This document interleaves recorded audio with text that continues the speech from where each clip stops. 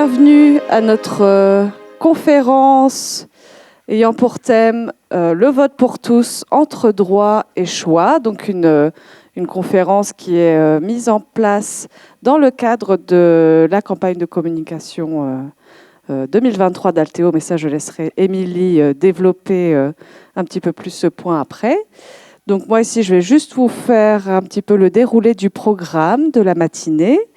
Donc, Émilie introduira pour Altéo et présentera donc notre campagne de communication de cette année. Et toi, comment tu votes ?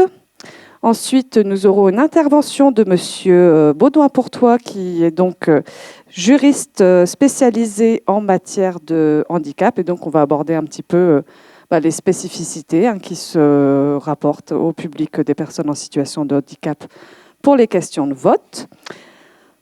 UNIA nous fera le plaisir de présenter leur rapport sur la participation aux élections des personnes en situation de handicap, qui a été aussi un peu un point de départ de notre désir de travailler sur cette thématique pour notre campagne. Ensuite, nous aurons Inclusion SBL qui nous présentera des outils qui permettent aux personnes avec un handicap intellectuel de se préparer pour les élections. Et enfin, on aura aussi une présentation d'outils de la part d'Essenka et qui nous parlera également un peu de leur projet Handicity, qui est un projet qui vit déjà depuis quelques années, je pense, assez longtemps. Et on clôturera donc par un temps de questions et d'échanges. Et je ne voudrais pas ne présenter que Monsieur Pourtois au niveau des noms. Pour Inclusion, donc ce sera Emeline Caron. Et pour SNK, ce sera Rose et Boucault. Voilà. Bonne matinée à tous. Et donc, je laisse la parole à Émilie de Smet pour Altéo, secrétaire politique. Merci. Voilà, mais donc bonjour à toutes et tous. Donc, je peux passer déjà tout de suite un tout petit mot de présentation pour ceux qui ne connaîtraient pas Altéo. Donc, nous sommes un mouvement social qui agit en faveur d'une société inclusive en partant des réalités de vie des personnes en situation de handicap ou de maladies de longue durée. Nous avons été créés il y a un peu plus de 60 ans à l'initiative de la Mutualité chrétienne. On mène vraiment différentes missions, aussi bien la défense des droits des personnes en situation de handicap ou de maladie de longue durée. On propose aussi toute une série d'activités, de loisirs, d'activités qui permettent aussi de briser l'isolement. Une série aussi de services comme l'accompagnement et transport qui se fait grâce à l'engagement aussi de nombreux volontaires, tout comme toute une série de séjours de vacances. Et voilà, nous sommes présents en Wallonie et à Bruxelles avec plus ou moins 12 000 membres d'Altéo. Alors, une de nos missions aussi, c'est que nous sommes reconnus en éducation permanente par la Fédération Wallonie-Bruxelles. Et dans ce cadre-là, chaque année, on fait une campagne de communication et de sensibilisation qui a pour but à chaque fois de sensibiliser le grand public, mais aussi les responsables politiques. Et donc cette année, on a choisi le thème de se préparer aux élections avec cette campagne qu'on a intitulée « Et toi, comment tu votes ?» Et donc, vous voyez l'affiche de la campagne. Et l'objectif général, c'était un petit peu de faire réfléchir l'ensemble des citoyens aux enjeux du vote, de se dire, tiens, c'est important de se préparer, de se renseigner avant les élections. Mais c'était aussi l'occasion de sensibiliser les politiques par rapport à l'accessibilité de toute leur communication, de leur programme de parti. Et donc, c'est pour ça aussi qu'en sous-titre de l'affiche, on a des programmes clairs, un vote bien fait. Et donc, c'était vraiment l'idée de se dire, si les programmes sont compréhensibles par l'ensemble de la population, les personnes pourront faire leur choix en toute connaissance de cause et voter pour le parti qui correspond le mieux à leurs attentes. Alors, pourquoi ce choix, se préparer aux élections ? Mais évidemment, l'année 2024, ça va être une année d'élections, puisqu'on va voter 2 fois, on renouvelle tous les niveaux de pouvoir en Belgique et à l'Europe. Et donc, il y aura certainement beaucoup de débats, beaucoup de communication politique. On recevra, j'en suis certaine, chacun des flyers, des communications dans nos boîtes aux lettres ou quand on se déplace dans des marchés ou autres. Et donc, du coup, on est parti de plusieurs constats au niveau d'Altéo. Le premier, c'était de se dire que, de manière générale, beaucoup de citoyens se désintéressent de la politique ou se sentent vraiment éloignés de la politique. Alors que, dans un même temps, voter, c'est important, puisque ce sont les gouvernements qui vont prendre après toute une série de décisions qui vont impacter les citoyens dans leur vie de tous les jours. Un autre constat qui la concerne plus particulièrement les personnes en situation de handicap, ce sont toutes les difficultés d'accessibilité. Accessibilité, comme je l'ai dit, aux programmes, aux informations, que ce soit parce qu'on ne sait pas on a des difficultés à les comprendre, que ce soit aussi parce qu'elles ne sont pas, par exemple, traduites en langue des signes, elles ne sont pas traduites en braille, ou elles ne sont que sous format numérique. Et il y a beaucoup de personnes aussi qui n'arrivent pas à accéder au contenu numérique, mais aussi au niveau de l'accessibilité physique. Si on veut se rendre à un débat, mais qu'il est dans un lieu pas accessible, si on est une personne à mobilité réduite, on ne peut pas y aller non plus. Voilà. Et donc, on a eu plusieurs objectifs de cette campagne. Comme je disais, sensibiliser le grand public, les politiques, et aussi un des axes, et là c'est vraiment l'objectif d'aujourd'hui et de cette conférence, c'était aussi de pouvoir essayer d'informer et d'outiller les personnes proches de personnes en situation de handicap, et en particulier les personnes qui ont un handicap intellectuel ou des difficultés de compréhension, pour savoir un peu comment les aider, comment les accompagner vers le vote. Et donc tous les intervenants qui vont me suivre vont aussi apporter chacun des éclairages et certaines informations, je pense, utiles pour pouvoir accompagner les personnes en situation de handicap. Alors, dans notre campagne, on a fait quelques étapes et quelques actions. Notamment, on a fait remplir un questionnaire à nos membres pour pouvoir un petit peu essayer de voir si nos constats de départ, on était dans le juste ou si on était à côté de la plaque. Donc, évidemment, ce n'est pas une étude à visée scientifique. On a eu 288 réponses, mais ça nous permettait un petit peu de prendre le pouls sur quelques questions. Et donc, notamment, est-ce que vous votez ? Et donc, on a, je vais dire plus ou moins 3/4 des personnes qui disent oui, je vote quand il y a des élections. Plus ou moins 1/4 des personnes qui disent non, je ne vote pas quand il y a des élections. Et on va le voir après pourquoi. Alors, à la question de est-ce que c'est difficile pour vous de voter et pourquoi, donc quand même 36% des personnes qui ont répondu au questionnaire ont dit oui, c'est difficile pour moi de voter. Et parmi ces 36%, il y a 1/3 des personnes qui disent pourquoi c'est difficile ? C'est parce que je ne comprends pas les programmes des partis, je ne comprends pas les informations que l'on me donne. Alors, on avait aussi posé la question de qu'est-ce qu'il vous faudrait pour que ce soit plus facile ? Alors, j'ai repris quelques réponses, évidemment, ce n'est pas exhaustif, mais c'était des réponses qui illustraient quand même la majorité des réponses qu'on a reçues. C'est de se dire, ce qui nous aiderait, c'est d'avoir des informations faciles à lire et à comprendre, que les politiciens emploient un langage plus accessible à tous, qu'on m'explique plus longtemps, qu'on vote pour des programmes, pas pour des personnes, d'avoir des versions plus courtes des programmes et que tous les programmes se retrouvent en un seul endroit. Comme ça, on ne va que sur un seul site internet ou un seul lieu pour avoir toutes les informations, que ce soit par synthèse vocale. Et finalement, ce qui résume vraiment bien, c'est vulgariser et résumer les programmes. Alors, une dernière petite question, c'était pourquoi vous ne votez pas ? Pour ceux qui ont dit qu'ils ne votaient pas, ils pouvaient cocher plusieurs réponses différentes. Mais donc, ce qu'on voit, c'est je n'ai pas envie, je n'ai pas le droit, et ça on y viendra tout à l'heure, notamment les exposés de Monsieur Pourtois. Ça ne sert à rien, j'ai un certificat médical, je ne sais pas comment faire, et je ne comprends pas la politique. Donc ça, c'est vraiment les différentes réponses qui sont revenues.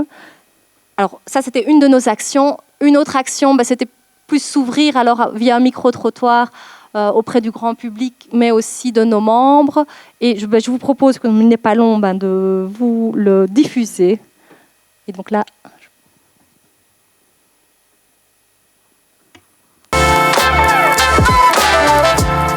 Et toi, comment tu votes ? Lisez-vous les programmes politiques ? Je lis les programmes politiques généralement un peu avant les élections sur Internet. Bah oui, quand même, c'est important. On vote pas à la volée comme ça. C'est vrai que ces programmes sont clairs. Si on se renseigne bien, on peut facilement les voir sur les réseaux sociaux, etc. Avant, ça allait encore, mais maintenant, non, du tout. Pas vraiment. Il faut bien lire entre les lignes, comme on dit. Je sais lire, oui, bien sûr, je sais lire, mais en fait, je comprends pas les mots. Il y a beaucoup de choses qui sont faites pour être compliquées, pour qu'on ne comprenne pas tout. Certains vocabulaires, etc., sont peut-être pas faits pour toutes les populations.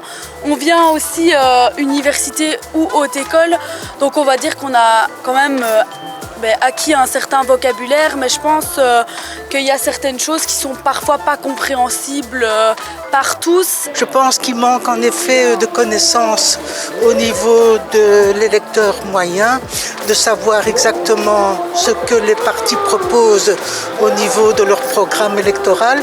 Et quand on regarde ça même un peu de loin, on a l'impression qu'ils présentent tous un peu la même chose. Comment choisissez-vous ? Par idéologie, parce que ce en quoi je crois. Bah, je vais lire leur texte, enfin, je sais pas comment ils appellent ça. J'ai un parti en général que je vote toujours. Par conviction, je suis la trace de mes parents. Nous, on sait déjà pour qui on va voter. Je vote comme tout le monde, il faut faire son devoir, comme on dit. Mais si un jour je vois réellement qu'il y a des défauts dans le programme, que je suis pas content, bah oui, je trouverai peut-être un autre parti. Bon, je choisis quelqu'un qui est idéal, quelqu'un qui travaille, quelqu'un qui aide les gens, quelqu'un qui a un grand cœur. Et toi, comment tu votes ? Retrouvez-nous sur www.alteoasbl.be ou au 02 200. Voilà, mais donc ça illustre un petit peu de manière plus ludique aussi les questionnements que l'on avait dans cette campagne. Et donc, juste pour terminer, mais il y a eu d'autres actions aussi réalisées, notamment nous avons envoyé des courriers co-signés avec SNK et Inclusion à l'ensemble des partis politiques francophones pour insister sur l'importance de l'accessibilité des programmes et des contenus, pas que le programme en entier, mais en tout cas de tous les contenus qui vont être publiés, diffusés dans le cadre des 2 campagnes électorales de 2024. Et on l'avait accompagné en tout cas d'un petit document, 10 règles FAL, qui est donc facile à lire et à comprendre. Mais j'imagine qu'Inclusion reviendra sur le langage FAL, donc je ne l'explique pas tout de suite. On a réalisé aussi un petit document qui essaye d'expliquer le plus simplement possible un petit peu le système politique belge et pour quel niveau de pouvoir on va voter l'année prochaine. Et aussi une campagne d'affichage dans différentes gares SNCB, avec l'affiche que je vous ai montrée tout à l'heure. Mais donc, voilà, maintenant que l'introduction est faite, je passe la parole à Monsieur Pourtois pour les aspects plutôt juridiques. Je vais partir donc pour mon exposé d'un constat que vous voyez là à l'écran, c'est que les personnes en situation de handicap s'intéressent à la politique. Et je dirais même qu'elles s'intéressent même un peu plus que les personnes dans la population en général. Donc évidemment, vous êtes ici, votre intérêt est certain. Mais donc, il y a réellement une envie du côté des personnes en situation de handicap de s'intéresser à la politique. Et il n'est pas vrai de dire, en tout cas, que les personnes en situation de handicap ne seraient absolument pas intéressées par la vie politique. Ça, c'est le premier constat. Et donc, à partir de là, je vais essayer de développer les points suivants ce matin. Je vais vous rappeler quelques principes généraux du droit de vote en général, en Belgique. Je vais vous parler du droit de vote des personnes en situation de handicap. Je vais vous rappeler aussi comment pratiquement on vote au niveau de la procédure. Je vais vous rappeler les quelques accompagnements et moyens pour aider les personnes en situation de handicap de voter ou bien de se faire remplacer pour le vote éventuellement. Et je finirai par le droit de vote des personnes qui sont sous protection juridique ou judiciaire, puisque c'est un peu particulier à ce niveau-là. Alors, si je parle des principes généraux, le principe du droit de vote est évidemment acquis depuis très longtemps et se retrouve dans des textes internationaux et notamment déjà depuis 1948 dans la Déclaration universelle des droits de l'homme. Toute personne a droit de prendre part à la direction des affaires publiques dans son pays, soit directement, soit par l'intermédiaire de représentants librement choisis. Évidemment, les représentants librement choisis, mais c'est quoi? C'est voter. Et tout cela se fait au suffrage universel égal et au vote secret. Et la procédure doit assurer une liberté de vote, nous dit cet article 21 de la Déclaration universelle des droits de l'homme. À côté de ce premier texte, on a aussi le pacte international relatif aux droits civils et politiques, et plus particulièrement l'article 25, qui dit « Tout citoyen a le droit et la possibilité, sans aucune discrimination et sans restriction déraisonnable, de voter, d'être élu au cours d'élections périodiques, honnêtes, au suffrage universel et égal et au scrutin secret, assurant l'expression libre de la volonté des électeurs. Je reviendrai évidemment sur toutes ces notions par après que je développerai, mais là je vous présente les textes internationaux. Autre texte, et là on est au niveau européen, c'est la Convention européenne des droits de l'homme qui proclame aussi à l'article 3 que les parties contractantes, donc les pays, s'engagent à organiser à intervalles raisonnables des élections libres au scrutin secret, on y revient, et dans les conditions qui assurent la libre expression de l'opinion du peuple sur le choix du corps législatif. Voilà ce qu'en pense Geluck, du suffrage universel. Alors, donc, si j'en reviens après la présentation de ces textes internationaux, au principe. Le principe, c'est quoi en Belgique? C'est que tout citoyen âgé de 18 ans accompli a le droit de vote. C'est repris dans la Constitution, à l'article 8, qui dit que la qualité de Belge s'acquiert, se conserve, se perd selon les règles dictées par la loi, oui, et la Constitution et les autres lois relatives aux droits politiques déterminent quelles sont en outre cette qualité, les conditions nécessaires pour l'exercice de ces droits. Et donc, dans l'exercice des droits politiques, évidemment, il y a le droit de vote. L'article 8 de la Constitution ajoute que la loi peut organiser le droit de vote des citoyens de l'Union européenne qui n'ont pas la nationalité belge. Ça concerne peut-être moins le public aujourd'hui, mais sachez que, par exemple, dans mon institution, il y a beaucoup de citoyens français. Merci pour l'eau. Et évidemment, ils sont intéressés à voter aussi en Belgique, et notamment pour le Parlement européen. Outre le fait qu'ils peuvent évidemment aussi encore voter en France pour les élections présidentielles en France ou d'autres. Alors, la Constitution ajoute également que chaque électeur n'a droit qu'à un seul vote. C'est à l'article 61. Et donc, si je vous refais un petit historique du droit de vote en Belgique, pourquoi je dis que j'insiste un peu sur le fait que le droit de vote est unique, c'est parce qu'en fait, ça n'a pas toujours été comme ça. Et si je vous fais un rappel historique, c'est que de 1831, donc la date de la naissance de la Belgique, on était à un système censitaire, c'est-à-dire quoi ? Il n'y avait que les hommes qui votaient, et en plus, pas que les hommes n'importe qui, ceux qui payaient beaucoup d'impôts et qui avaient 25 ans. Ça, c'était la première vague du droit de vote en Belgique, donc, qui a duré quand même 60 ans. Alors, on en arrive à la fin du 19e siècle, et jusqu'en 1919, on accorde le suffrage universel plural, c'est-à-dire qu'on reste toujours à un suffrage pour les hommes, et donc les femmes sont toujours exclues, mais la possession de diplôme ou de terre, donc de richesse, donne droit à un, voire deux votes en plus. Et donc, il y avait clairement une inégalité de tous les citoyens devant le droit de vote. On ne peut pas dire que le suffrage était universel à ce moment-là, puisque certains avaient 2, voire 3 votes. À partir de 1919, donc après la Première Guerre mondiale, le suffrage universel pur et simple est accordé pour les hommes, et donc on a bien le principe « un homme égale une voix ». Et je dis bien que c'est toujours un homme, on ne parle toujours pas de femme à ce moment-là. Enfin, on y arrive en 58, donc c'est quand même pas si vieux, hein, je veux dire, on est à la naissance des années 60, on accorde enfin le droit de vote aux femmes en Belgique. C'est pas très très vieux. Alors pour mémoire, L'âge de la majorité ayant été abaissé en 1981, c'est plus 21 ans qu'il faut pour aller voter, mais c'est 18 ans.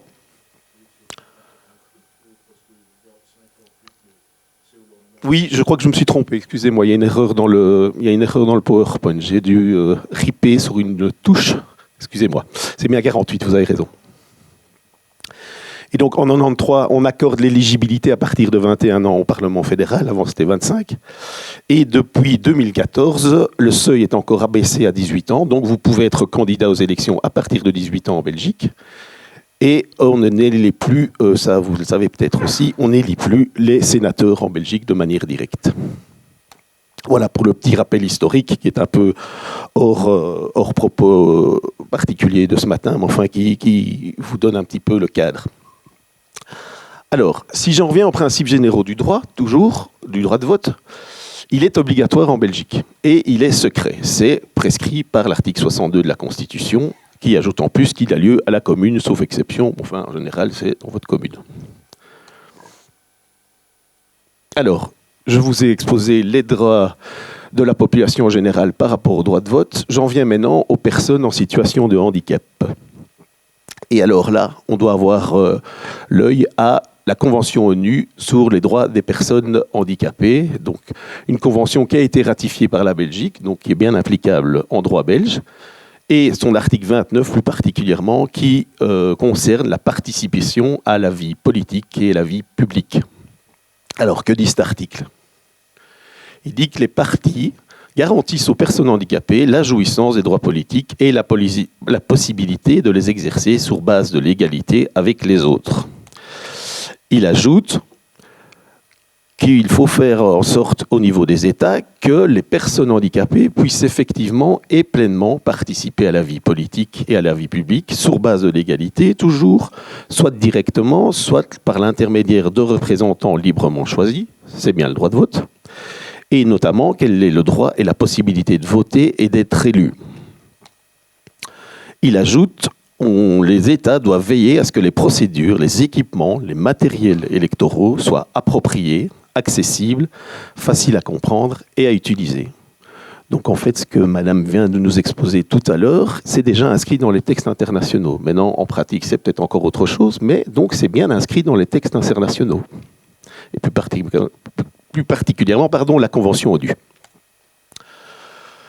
On ajoute aussi de nouveau que le vote a lieu à bulletin secret, qu'il faut se présenter aux élections et d'exercer effectivement, donner la possibilité de se présenter aux élections et d'exercer effectivement le mandat, et que s'il y a lieu, il faut avoir recours à des technologies d'assistance ou des nouvelles technologies. Là, c'est peut-être moins le cas en Belgique. On a peut-être l'impression, à part pour le vote informatisé, qui n'a lieu de toute façon pas en région wallonne, mais qui a juste lieu à Bruxelles, en Flandre et en communauté germanophone, pour certaines communes et pas d'autres, on n'a pas vraiment l'impression que les nouvelles technologies aident pour le moment le vote, en tout cas des personnes en situation de handicap. Ça, premier constat, c'est au niveau pratique. Mais en tout cas, c'est inscrit donc dans la Convention ONU. Enfin, les États doivent s'engager aussi à garantir et à autoriser les personnes à se faire assister d'une personne de leur choix. Et donc j'y reviendrai aussi, puisque c'est repris aussi en droit belge, tout cela. Et donc, si je résume un peu cette convention ONU que je vous ai expliqué, cet article 429, c'est quoi en fait ? On impose aux États signataires, donc, dont la Belgique qui l'a ratifié, je vous le rappelle, de garantir le droit et la possibilité de voter, le droit d'être élu, de prévoir les moyens, les procédures, les équipements, les matériels appropriés, accessibles, faciles à comprendre et à les utiliser pour exercer ce droit. Il faut permettre un vote secret. Il faut permettre de se présenter aux élections et d'exercer le mandat au moyen de moyens technologiques si nécessaire, et d'autoriser les personnes à handicap à se faire assister à leur demande par la personne de leur choix pour exercer leur vote. Vous allez voir que ça, c'est vraiment ce qui est repris aussi au niveau du droit belge.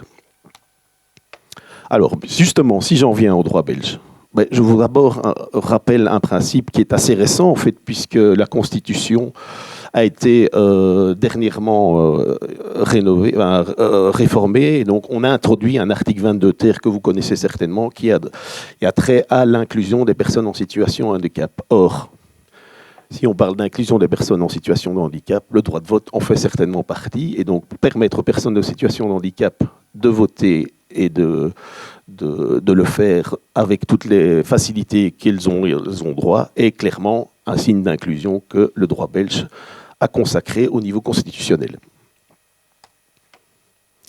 Alors, en pratique, ça veut dire quoi ?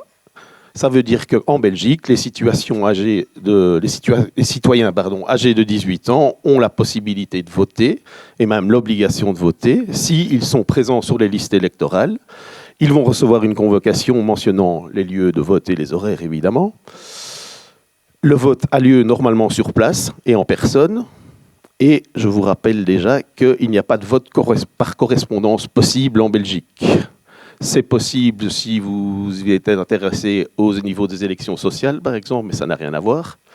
Mais donc le vote par correspondance n'est pas possible en Belgique. Alors, premier aménagement en fait, qui permet le droit de vote des personnes en situation de handicap, c'est le fameux droit de se faire accompagner. Et on le retrouve dans le code électoral à l'article 143, plus exactement. Que dit cet article ? Il dit que l'électeur qui, par suite de handicap, se trouve dans l'impossibilité de se rendre seul dans l'isoloir ou d'exprimer lui-même son vote, peut, avec l'autorisation du président, se faire accompagner de la personne de son choix. Le nom de l'un et de l'autre sont mentionnés au procès-verbal. S'il y a un assesseur ou un témoin, et ça c'est important aussi de constater ce deuxième alinéa, c'est donc un assesseur ou un témoin conteste la réalité ou l'importance du handicap évoqué, le bureau statue et sa décision motivée est inscrite au procès-verbal. Je vais revenir sur ce deuxième paragraphe qui me paraît peut-être un petit peu excessif, personnellement. Et donc, clairement, qu'est-ce que fait cet article du Code électoral ? Il renvoie à la Convention ONU et l'article 29, puisqu'il était déjà précisé dans la Convention ONU que le droit de se faire accompagner par une personne qu'on l'a choisie elle-même est un droit acquis pour les personnes en situation de handicap. C'est clairement ce que reprend ce Code électoral belge.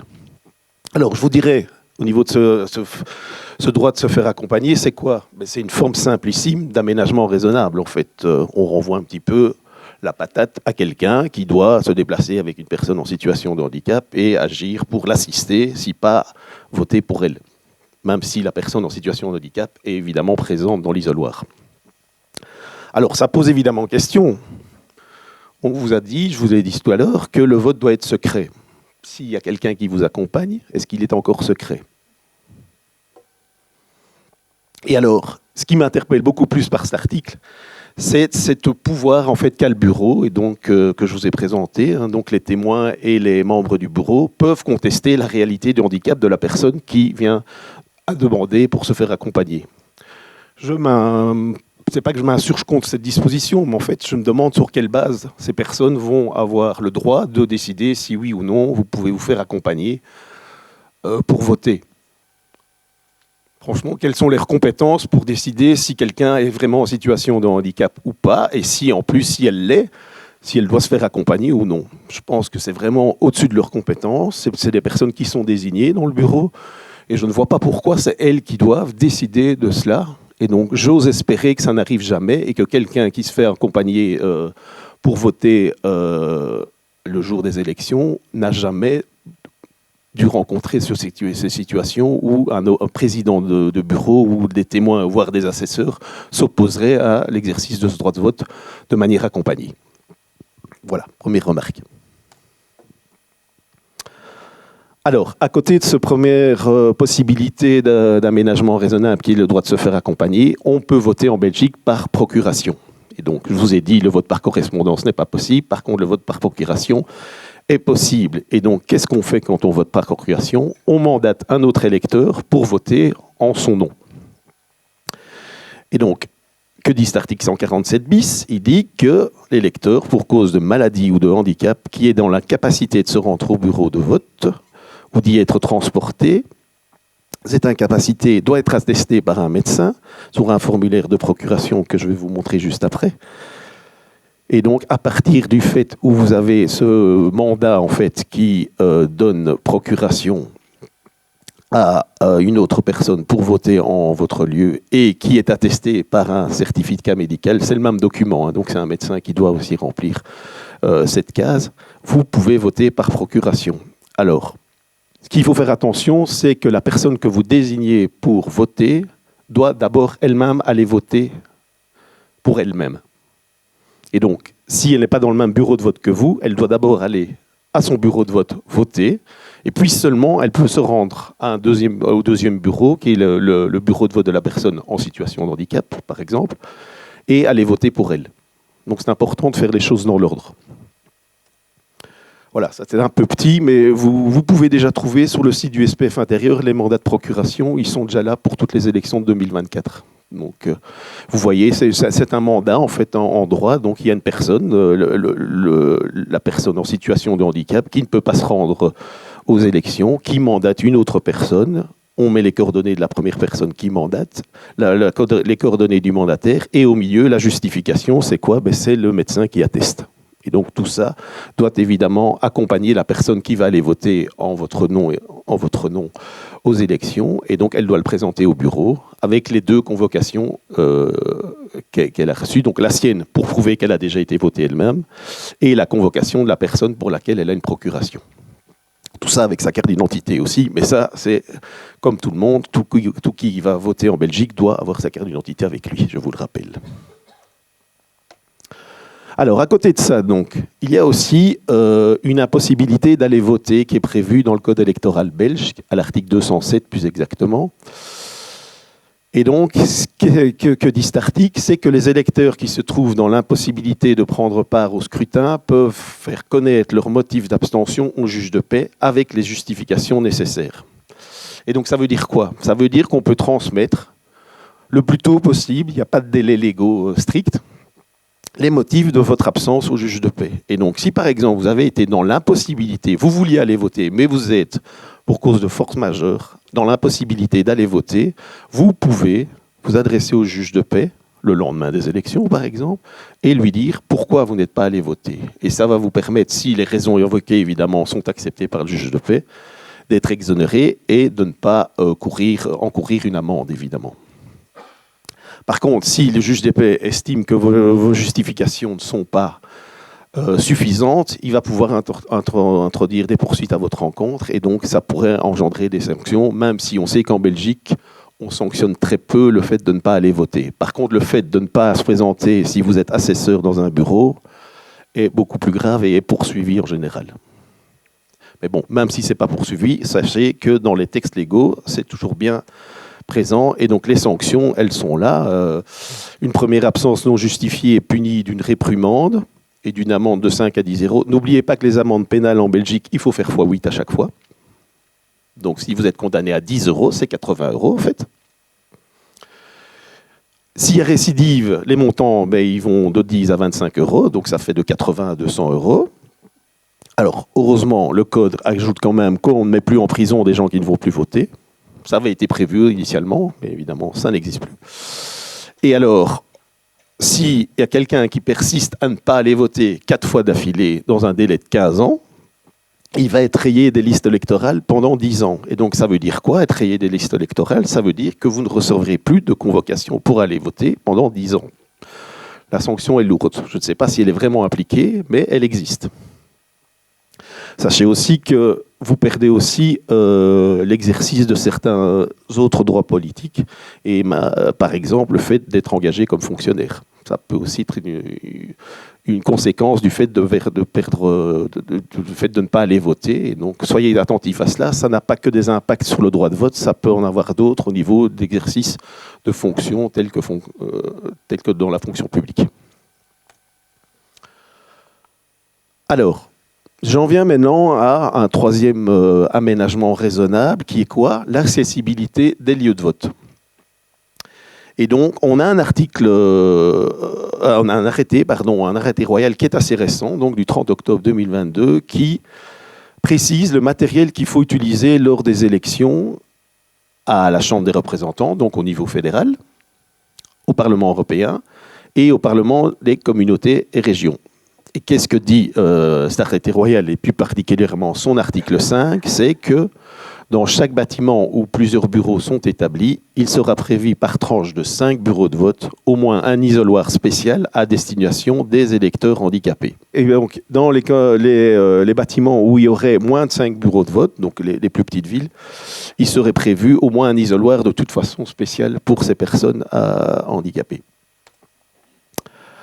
Alors, l'isoloir spécial, il doit suivre certaines prescriptions. Je vous ai partout repris ça en long et en large, mais sachez par exemple qu'il doit avoir un aire de rotation suffisant pour permettre évidemment l'accès aux personnes en chaise roulante, et ça à l'intérieur comme à l'extérieur. Alors, il doit avoir un pupitre dont la surface supérieure n'est pas placée trop haute, puisque évidemment, si on a une tablette comme j'ai ici devant moi pour voter en chaise roulante, ça pose des difficultés. Imaginez en plus que il y a toujours un crayon rouge qui est attaché, parfois la corde est trop courte. On a aussi prévu que ce lien doit être plus long pour ces isoloirs spéciaux. Mais ça a l'air bête, mais c'est quand même intéressant parce que avant, il y avait peut-être des cordelettes qui faisaient 20 cm. Alors, quelqu'un qui n'a pas accès à la tablette, qui était déjà au-dessus de sa tête, mais en plus qui doit voter comme ça, je ne sais pas comment elle faisait. Alors, on ajoute qu'on peut avoir aussi des barres d'appui horizontales sur les parois et il doit permettre la fermeture au moyen d'une tenture qui descend sous le niveau des pupitres, puisque parfois, dans les isoloirs classiques, vous savez que les tentures ne vont pas jusqu'au pied. Ici, évidemment, si les isoloirs sont plus bas, on exige évidemment que la tenture aille plus bas aussi, pour garantir évidemment le vote secret. Alors, qu'ajoute aussi cet arrêté royal, c'est que l'isoloir, évidemment adapté, il doit être installé au rez-de-chaussée. Ou à défaut, si c'est impossible de l'installer au rez-de-chaussée, et s'il y a une petite marche, enfin, s'il est au rez-de-chaussée mais qu'il n'y a qu'une marche, il doit avoir un plan incliné, en tout cas, pour y avoir accès. À défaut de bureau de vote d'isoloir qui serait installé au rez-de-chaussée, il faut prévoir donc un ascenseur.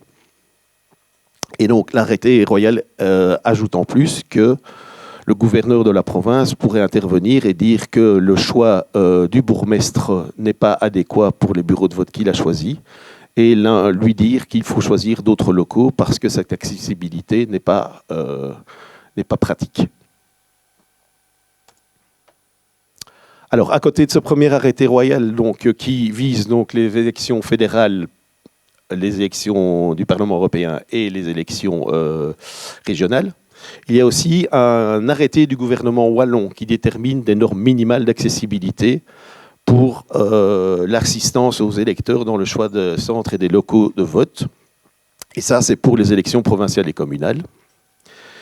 Et donc, le gouverneur ou le fonctionnaire désigné privilégie les bâtiments communaux existants et aménagés à vue d'une meilleure accessibilité. Ça, c'est le principe. Les critères sont quoi? Mais sont un peu semblables et similaires évidemment à l'arrêté royal que je viens de vous présenter. C'est quoi? Des locaux de plein pied, des couloirs suffisamment larges, des portes intérieures et extérieures évidemment suffisamment larges aussi, et l'installation d'au moins un isoloir adapté au rez-de-chaussée et d'une table qui est placée à la grille des regards indiscrets, donc pour garantir aussi le droit de vote secret. On parle aussi d'ascenseur.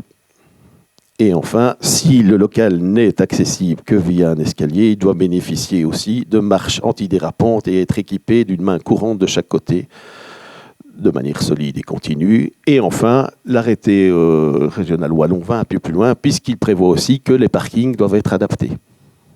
Et c'est pas plus mal, c'est un petit manque, je pense, qu'il y a au niveau fédéral.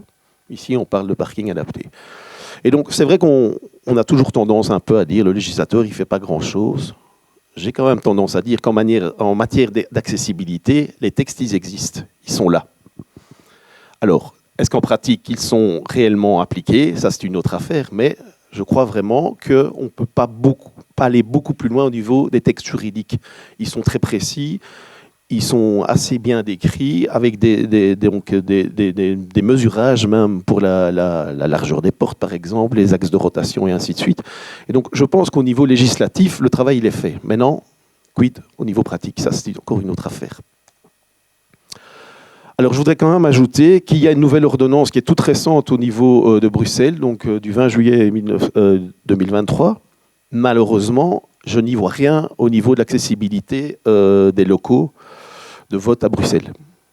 Alors peut-être que ça va encore venir, hein. On ne vote qu'au régional et au communal, au régional en juin et donc en octobre pour les communales et provinciales. Donc ça peut encore arriver à Bruxelles, c'est possible, mais c'est un peu bizarre que la région bruxelloise, qui a décidé de faire une nouvelle ordonnance pour son code électoral, ait un peu omis ce problème d'accessibilité au niveau de Bruxelles dans les isoloirs.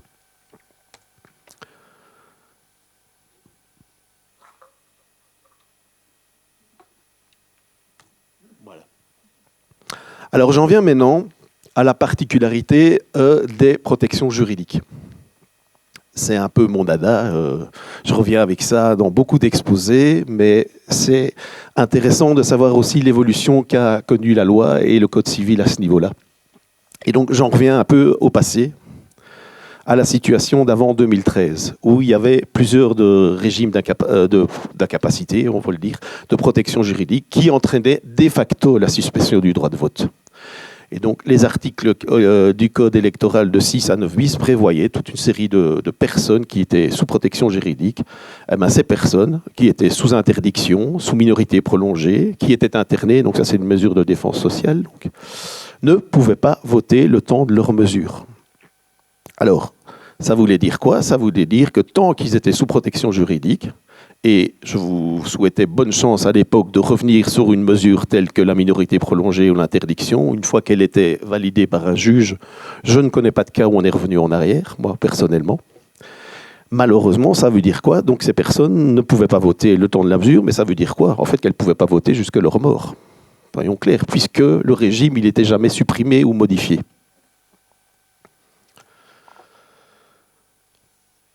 Par contre, il y avait quand même des régimes plus souples, et notamment l'administration provisoire de biens, qui est plus récente aussi, puisqu'elle date d'une loi de 91 qui avait été réformée en 2003. Ces personnes, donc, qui ont une mesure pour les assister dans la gestion de leurs biens, et uniquement de leurs biens, ne perdaient pas, de facto, évidemment, leur droit de vote. Pourquoi? Parce que la mesure n'affectait pas les droits à la personne. Donc, il n'y a pas de raison qu'une mesure qui ne vise que la gestion patrimoniale des biens et un impact évidemment sur le droit de vote. Ça, le législateur en avait déjà pris compte à l'époque. Alors, il faut aussi ajouter que les personnes qui souffrent de maladies mentales ou ayant fait l'objet d'une mesure d'hospitalisation contrainte en vertu de la loi de 1990 sur la protection des malades mentaux, devaient-elles, par contre, aussi aller voter, sauf attestation médicale. Et donc, ces personnes qui sont hospitalisées sous forme de contrainte, de facto, est-ce qu'il n'y avait pas de toute façon une attestation médicale pour qu'elle n'aille pas voter? C'est possible. Imaginons que si on hospitalise quelqu'un de manière contrainte et qu'on l'empêche d'aller et venir, évidemment, de ce fait, ça paraît compliqué de le laisser sortir pour aller voter librement. Alors, ça c'était la situation avant donc cette loi de 2013 que je vais vous exposer par après. Mais cette loi de 2013, elle a été évidemment influencée notamment par des textes internationaux, mais aussi par un arrêt de la Cour européenne des droits de l'homme qui date de 2012. Alors cet arrêt ne concerne pas directement des personnes en situation de handicap, mais vous allez voir que le parallèle a joué et donc a permis aussi de faire bénéficier aux personnes en situation de handicap de mesures qui ne les empêchent plus de voter. Et donc, c'est quoi cette histoire? C'est en fait une personne qui a été condamnée à perpétuité pour meurtre en Italie. Alors, elle voit automatiquement, donc la loi italienne prévoit automatiquement qu'elle perd du coup son droit de vote le temps de la peine. Et donc ici, comme la peine c'est la perpétuité, donc elle perd son droit de vote à vie, de facto. Il n'y a pas de décision du juge, c'est la loi qui s'applique. Alors ce condamné intente un recours en droit interne italien. Il échoue, il va en cassation italienne, ça ne marche pas non plus. Il lui reste donc un dernier recours qui est devant la Cour européenne des droits de l'homme, puisque vous savez que pour un recours devant la Cour européenne des droits de l'homme, il faut avoir épuisé les recours en droit interne. Et donc c'était plus sa dernière solution. Et donc, devant la Cour européenne des droits de l'homme, il va obtenir gain de cause. Et donc la Cour, qu'est-ce qu'elle va dire? Elle va dire qu'il y a bien violation de l'article 3 du protocole que je vous ai présenté au tout début de l'exposé. Et donc, il obtient bien de cause. Pourquoi? Parce que le caractère généralité, d'automaticité, d'application indifférenciée des interdictions de vote sont inconciliables avec cet article du pacte. Ça veut dire quoi? Ça veut dire qu'un texte légal en droit de pays qui ont évidemment signé cette Convention européenne des droits de l'homme ne peut plus prévoir automatiquement la suspension du droit de vote pour une durée égale à la peine qui est infligée.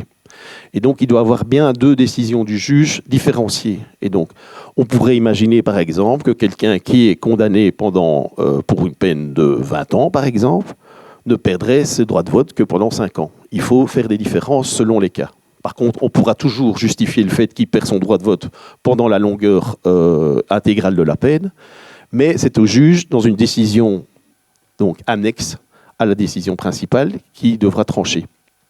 Et donc la loi ne peut plus prévoir donc cette décision automatique du perte du droit de vote. Et donc pourquoi je vous parle de tout ça? Parce que évidemment ça a eu une influence sur l'évolution des législations au niveau de l'Europe, et notamment de la loi du 17 mars 2013 qui a réformé les systèmes de protection juridique en Belgique.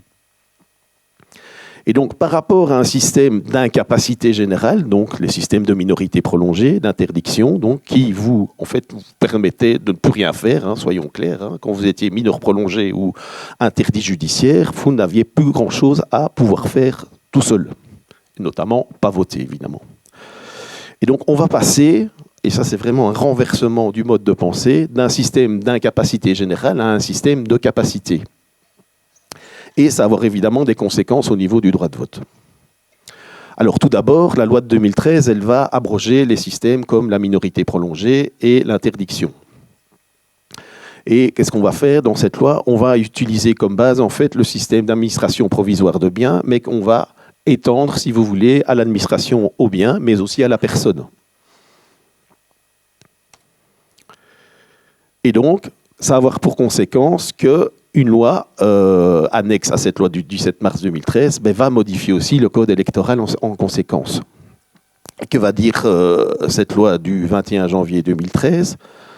Que suite à l'instauration d'un nouveau statut de protection, donc cette loi bizarrement a été en fait antérieure à la loi du 17 mars. Ils ont été plus vite au niveau du code électoral puisqu'on parle d'une loi à venir sur les régimes d'incapacité qui va venir là à ce moment-là 2 mois après, mais donc on ne savait pas encore précisément dire que c'était la loi du 17 mars 2013. Bon, ça c'est petite chose. Et donc, on va prévoir quoi au niveau de l'article 7 qui est réformé à ce moment-là, que sont frappés de suspension des droits électoraux et ne peuvent être admis au vote pendant les durées de l'incapacité les personnes protégées qui ont été expressément déclarées incapables d'exercer leurs droits politiques en vertu de l'article 492-1 du Code civil et les personnes internées qui ont été expressément déclarées incapables d'exercer leurs droits politiques. Et donc, ça veut dire quoi ? Ça veut dire que lorsqu'une personne est présentée devant le juge de paix pour une mise sous protection juridique, le juge de paix va devoir se prononcer sur sa capacité à elle à exercer le droit de vote, ses droits politiques, et donc le droit de vote. Et donc, ça veut dire quoi ? Ça veut dire que s'il n'y a pas de décision du juge de paix qui dit clairement que la personne est incapable d'exercer ses droits politiques, et donc son droit de vote, la personne garde son droit de vote. Et je peux vous dire que, voyant beaucoup d'ordonnances d'administration à la personne, je peux vous dire que c'est la majorité des cas. En général, on ne retire pas les droits politiques. Maintenant, il y a des cas où il s'est fait de facto, et c'est plutôt le cas de personnes peut-être avec un handicap assez lourd, où on a considéré que l'exercice du droit de vote n'était plus possible. Mais, donc, le principe, c'est bien que les personnes, même sous protection juridique, gardent leur droit de vote, sauf décision expresse du juge de paix. Alors, l'article 7, rajoute aussi que l'incapacité électorale prend fin en même temps que, évidemment, la mesure de protection. Et donc, si, évidemment, à un moment, il y a une main levée de votre protection juridique à la personne, évidemment, si votre droit de vote avait été suspendu aussi, on a retiré la protection juridique, on vous remet aussi votre droit de vote. Alors, ça je vous ai tout dit. En fait, j'ai été un peu plus vite que mes PowerPoint, mais voilà, vous avez cela. Alors, que penser de tout cela en fait ? Au niveau des principes, donc je vous l'ai dit, globalement, on peut considérer que le droit de vote des personnes en situation de handicap est légalement garanti en Belgique. Je vous vais présenter toute une série de dispositions internationales, de dispositions de droit interne, qui garantissent normalement le droit de vote, et le droit de vote plus particulièrement aux personnes en situation de handicap. Évidemment, la question reste toujours, c'est celle de l'application en pratique. Alors là, évidemment, je ne suis pas peut-être le plus compétent pour vous répondre, mais est-ce que clairement, toutes ces mesures d'accompagnement, d'aménagement raisonnable, sont-elles prises vraiment en réalité? J'ai tendance à dire qu'il y a quand même une pression qui se fait de plus en plus forte. Et ça, c'est quand même heureux. Ben oui, Alteo, manifestement, a tout un programme là-dessus, écrit au ministre, fait des vagues de communication à ce niveau-là, et je suis sûr que c'est très utile. Je peux aussi remarquer que si vous allez sur le site du SPF intérieur pour le volet élection, il y a quand même beaucoup de choses qui sont précisées. Alors, ce n'est peut-être pas toujours des textes contraignants, mais il y a des circulaires qui sont envoyés au bourgmestre pour agir dans le sens d'une accessibilité des personnes en situation de handicap. Et ces textes sont assez précis, font quelques pages. Il y a même des plans, des dessins qui sont précisés, avec des hauteurs pour les plans inclinés, par exemple, des schémas pour les axes de rotation des personnes en chaise roulante, et ainsi de suite. Donc, ce ne sont pas des textes juridiques en tant que tels, mais il y a des circulaires. Et donc, là aussi, il y a quelque chose. Et je remarque aussi que si vous voulez être informé, par contre, est-ce que c'est vraiment encore facilement accessible pour des personnes qui auraient des difficultés de compréhension? Ça, c'est une autre chose. Mais en tout cas, ce site est quand même très documenté. Ça, je peux vous le conseiller. Alors, c'est bien, mais donc on peut certainement aller plus loin, je vous l'ai dit, en manière d'accessibilité et de lisibilité des bulletins de vote. Et c'est là, je trouve aussi qu'il y a quelque chose peut-être à faire, c'est que ces bulletins de vote sont parfois immenses, avec des toutes petites cases. Donc, il ne faut pas être fortement handicapé pour se tromper d'une case. Et ça, c'est peut-être un gros problème. Et donc, le fait que, oui, vous pouvez être accompagné par une personne pour le faire, qui est quelqu'un qui verrait mieux que vous, par exemple, oui, ok, mais où est le secret de vote de nouveau? Ça, il y a un contrebalancier évidemment à ce niveau-là. Alors, je vous l'ai dit, donc en pratique, est-ce que les bureaux sont vraiment réellement accessibles partout? Et là, peut-être les témoignages de personnes qui ont des difficultés d'accessibilité dans les bâtiments pourraient être évidemment plus éclairants. Je ne suis pas persuadé que dans chaque commune, ou peut-être des communes plus petites, il y a vraiment un bâtiment qui soit clairement adapté. J'ose espérer que oui. Mais quand je vois par exemple l'accessibilité des quais au niveau de la SNCB parfois, j'ai quand même encore beaucoup de questions à ce niveau-là, et ça m'étonnerait que toutes les communes soient en ordre à ce niveau. Alors, on en a parlé ce matin, c'est aussi au niveau des explications. Est-ce qu'il y a clairement une explication adaptée qui est faite? Et si je fais un parallèle par exemple avec la loi sur les droits du patient, le médecin, il doit s'adresser à son patient dans un langage clair et adapté à son patient.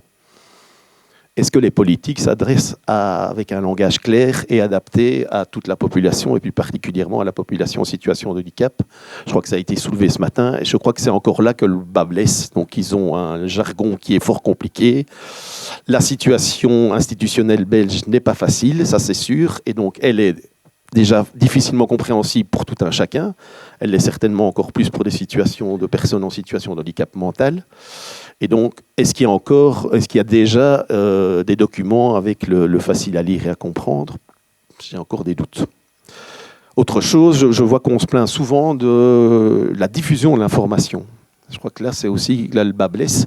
Alors oui, il y a des organismes donc, tels qu'Alteo qui font des campagnes, mais bon, quid au niveau des politiques et des partis? Et alors, j'ai une dernière chose, il reste encore cette problématique du vote électronique. Alors oui, ça ne concerne pas la région wallonne, mais ça existe en Flandre, à Bruxelles et en communauté germanophone. Est-ce que ce vote électronique est clairement accessible à des personnes en situation de handicap? J'ai quand même du mal à croire qu'une personne en situation de handicap mental, avec peut-être un handicap mental un peu plus sévère, ou en tout cas moyen, n'aura pas de difficulté à voter de manière électronique. Alors, elle peut le faire de manière accompagnée, mais de nouveau, quid du vote secret? Voilà, j'en ai fini. Donc, je vous remercie évidemment pour votre attention et je reste à votre disposition pour toute question. Voilà, merci Monsieur Pourtois pour cette présentation extrêmement instructive. Donc notez bien vos questions pour la fin, d'ici la fin des présentations, on va dire. Et donc on va donner la parole maintenant à Unia et à Marie Orlin en particulier, voilà, qui va nous présenter un petit peu donc le rapport sur la participation aux élections des personnes en situation de handicap. Donc, en fait, ce que je vais vous dire fait déjà un petit peu l'écho de tout ce qu'on a pu entendre ce matin. Donc, il faut savoir que UNIA a reçu le mandat de surveiller la mise en œuvre de la Convention des Nations Unies en Belgique. Donc, voir comment les autorités implémentent cette convention sur le territoire belge. Et donc, c'est à ce titre que je vous fais la présentation aujourd'hui. Alors, il faut savoir, voilà, ça c'est juste une image qui illustre qu'on avait fait une campagne. Est-ce qu'on m'entend ? Oui. On avait fait une campagne sur le droit de vote des personnes en situation de handicap, disant j'ai le droit de voter comme tout le monde. Alors, je ne vais pas répéter ce que M. Pourtois vient de dire. Donc, le droit à la participation citoyenne des personnes en situation de handicap est repris expressément dans l'article 29 de la Convention des Nations Unies. Cet article est à lire de façon couplée avec l'article 12. Et l'article 12, en fait, il reconnaît le droit à la personnalité juridique de toutes les personnes en situation de handicap, donc le droit à la capacité juridique, c'est-à-dire le droit d'exercer ces droits, de ne pas être que sujet de droit, mais de pouvoir les exercer dans les faits. Il faut savoir que par rapport à l'article 29, donc sur le droit de vote des personnes en situation de handicap, il y a le Comité des Nations Unies. Donc le Comité des Nations Unies, c'est celui qui dit comment on doit interpréter la Convention ONU et comment on doit la mettre en œuvre. Le Comité des Nations Unies dit que le droit de vote et le droit donc de voter, mais d'être élu des personnes en situation de handicap est un droit absolu. C'est-à-dire que c'est un droit qui ne souffre d'aucune exception pour aucune catégorie de personnes handicapées. Donc on balaye toute conception capacitaire du vote. C'est plus une question de capacité, c'est une question de droit. Point barre. Alors, dans ce contexte, donc dans le contexte des élections précédentes, de 2018-2019, UNIA a fait un petit peu une étude plutôt qualitative sur la façon dont le droit de vote des personnes en situation de handicap est respecté en Belgique, tant du côté francophone que du côté néerlandophone. Avec un petit peu une étude comparative entre les deux types d'élections régionales, communales, provinciales, communales et régionales, fédérales et européennes. Et en fait, on constate que quand il y a des avancées qui sont faites pour le droit de vote des personnes en situation de handicap, c'est surtout des avancées d'ordre d'accessibilité physique, mais très peu d'accessibilité pour les personnes qui sont en situation de déficience intellectuelle ou qui ont un trouble psychique. Donc c'est précisément ce public cible qui est le plus éloigné du vote, et c'est à la rencontre de ce public cible-là qu'on a voulu aller. Donc l'objectif de cette étude, c'était évaluer l'exercice du droit de vote. À la fois, on a envoyé des questionnaires aux institutions, à l'entourage, aux personnes handicapées elles-mêmes, et on est allé à la rencontre par des biais d'entretiens individuels et des focus group dans les institutions et dans les familles. L'idée était d'identifier tous les obstacles que rencontraient les personnes dans l'exercice de leur droit de vote et de formuler des recommandations aux autorités. Alors, les obstacles qui ont été identifiés avant le vote, premier obstacle dont M. Pourtois vient de parler, c'est la décision du juge de paix, qui est le premier filtre à l'exercice de la participation citoyenne. Un juge de paix nous fait un témoignage en disant qu'en fait, il y a un grand manque de formation des juges de paix eux-mêmes sur les capacités réelles des personnes en situation de handicap. Et en fait, beaucoup trop de juges suppriment la capacité juridique des personnes en situation de handicap par manque de formation. Autre obstacle, c'est le regard du réseau social. On aimait bien cette citation qui disait « on nous prend pour des gamins, mais on n'est plus des gamins ». Alors quand je parle de regard du réseau social, c'est pour ne pas parler de préjugés, en fait, d'idées préreçues. Il faut savoir qu'en fait, donc, dans ces questionnaires qui ont été envoyés en ligne à l'entourage des personnes handicapées, elles ont mis en avant 3 raisons pour lesquelles les personnes n'allaient pas voter. Donc, elles avaient un questionnaire fermé, une liste fermée, où on proposait plusieurs raisons pour lesquelles les personnes n'allaient pas voter. Et elles ont dit un manque d'intérêt, ce qui est faux. En fait, vous l'avez clairement dit tout au début, il n'y a pas un manque d'intérêt de leur part, mais c'est une idée qu'on a. Un manque de compréhension des enjeux des élections et la complexité du paysage institutionnel. Donc, c'était les 3 principales raisons qui étaient mises en avant tous les problèmes d'accessibilité, avant les problèmes de santé, avant les problèmes de mobilité, etc. Donc, c'est quand même intéressant. Et qu'est-ce qui est mis en avant? Elle risque d'être influencée pour exercer son vote et elle n'est pas capable. Alors, 3e obstacle identifié donc, en amont des élections, c'est l'accès à l'information qui est très difficile. Pourquoi? Parce que la personne est isolée. Souvent en institution, elle n'a pas accès à l'information. L'information n'est pas accessible. Bon, comme Émilie l'a dit, en fait, à la fois les programmes politiques, etc., ne sont pas compréhensibles, mais en même temps, toutes les informations pratiques sur comment se rendre, etc., ce n'est pas rendu accessible. Ce n'est pas dans un langage compréhensible. La difficulté, en fait, pour l'entourage qui veut accompagner dans l'exercice du droit de vote, toute la difficulté est de trouver des outils de préparation au vote, mais qui donnent une information qui est neutre politiquement. Et là, on a le témoignage d'un éducateur qui dit qu'en fait, il doit absolument se faire accompagner par un collègue pour garantir cette neutralité dans l'information qu'il donne sur les idéologies politiques, etc. Et le manque d'outils et de supports qui sont mis à disposition. Un autre témoignage, c'est une personne qui dit qu'elle regarde les télés locales parce que là, les débats sont en boucle et donc c'est répétitif et elle peut y accéder à plusieurs reprises. Ensuite, 4e obstacle, c'est toutes les contraintes qui sont liées à la vie en collectivité, donc la vie en institution. Le personnel des institutions, les éducateurs n'ont pas de temps et pas suffisamment de ressources pour former et accompagner dans la préparation au vote. Alors, les obstacles identifiés le jour du vote, d'abord, c'est plus une crainte qui a été formulée par la famille, c'est la peur du regard de l'autre. La peur pour les personnes, par exemple, qui ont un trouble psychique, de faire une crise le jour J et voilà, d'être mal perçu dans les bureaux de vote. Deuxième obstacle, c'est le manque d'information des présidents de bureaux de vote. Donc, en fait, nos témoignages qu'on a pu recueillir révèlent, vous posez la question, en fait, mais révèlent que beaucoup de présidents de bureaux de vote ont refusé l'accompagnement par une personne de son choix dans l'isoloir.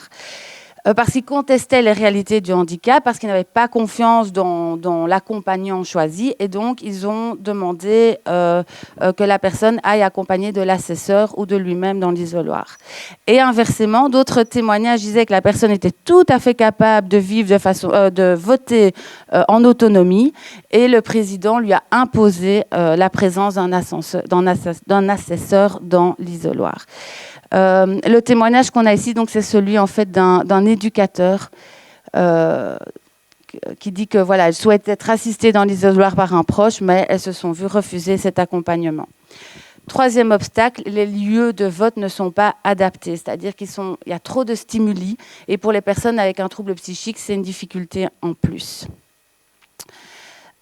Quatrième obstacle, les contraintes liées à la vie en collectivité, on y revient. Donc les élections ont lieu un dimanche, ce qui demande d'avoir du personnel le dimanche, qui n'est pas toujours facile à trouver.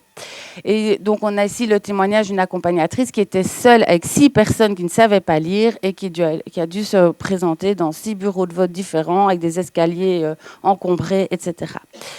Et enfin, la distance du bureau de vote, parce que les personnes ne sont pas toujours domiciliées dans l'institution dans laquelle elles résident. Et donc, il y a toute la difficulté liée au transport le jour des élections. Nos recommandations par rapport à ces constats, la première, c'est de sensibiliser pour lutter contre les préjugés. Sensibiliser notamment les juges de paix, en fait, sur les capacités de la personne à pouvoir voter.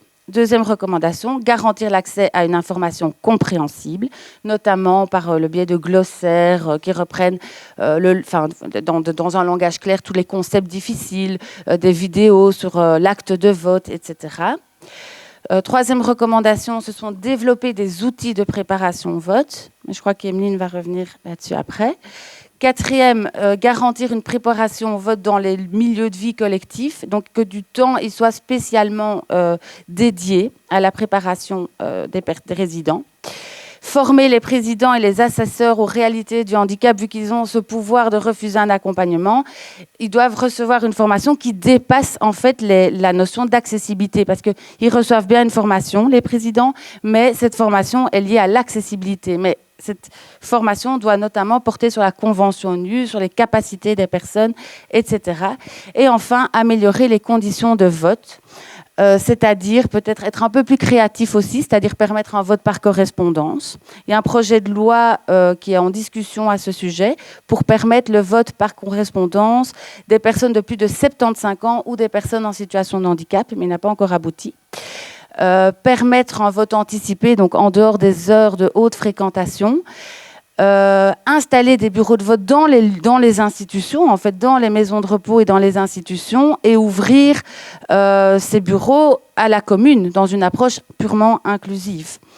Garantir un support visuel dans les bulletins de vote et enfin harmoniser les règles en matière d'élection, parce qu'en fait, en fonction des élections qui sont organisées, les règles ne sont pas les mêmes. À la fois, tantôt elles sont organisées par le fédéral et tantôt elles sont organisées par le régional. Les règles sont différentes et il faudrait les harmoniser.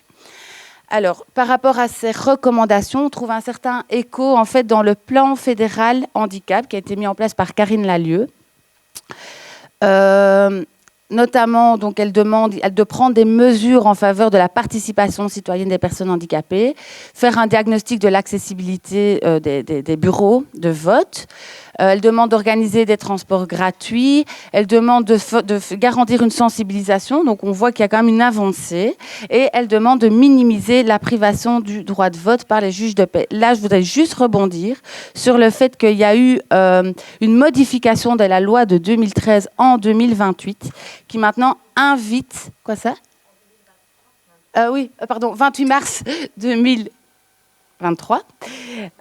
Et donc, en fait, qui invite maintenant les juges de paix à se prononcer sur la capacité de voter des personnes en situation de handicap. Donc, avant, en fait, le juge de paix ne devait pas dire si la personne était oui ou non capable de voter.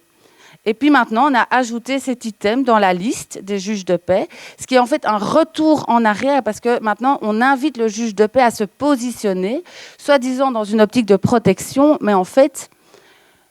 priver la personne de sa capacité juridique ne la protège pas. Qu'elle aille voter ou non, ce n'est pas elle qu'on protège. Donc, en fait, cette modification de loi s'inscrit dans cette cinquième mesure comme étant une avancée, mais c'est en fait un retour en arrière. Et voilà, ce sera juste ma conclusion. Par rapport à la participation citoyenne, ce que j'aime bien dans la spécificité de ce droit fondamental en soi, c'est le cercle vertueux en fait. Donc plus on a une société inclusive, plus les personnes pourront aller voter. Et plus les personnes pourront aller voter, plus elles seront représentées dans les différents instances décisionnelles. Et donc plus leur voix sera entendue et plus on aura une société inclusive. Donc voilà.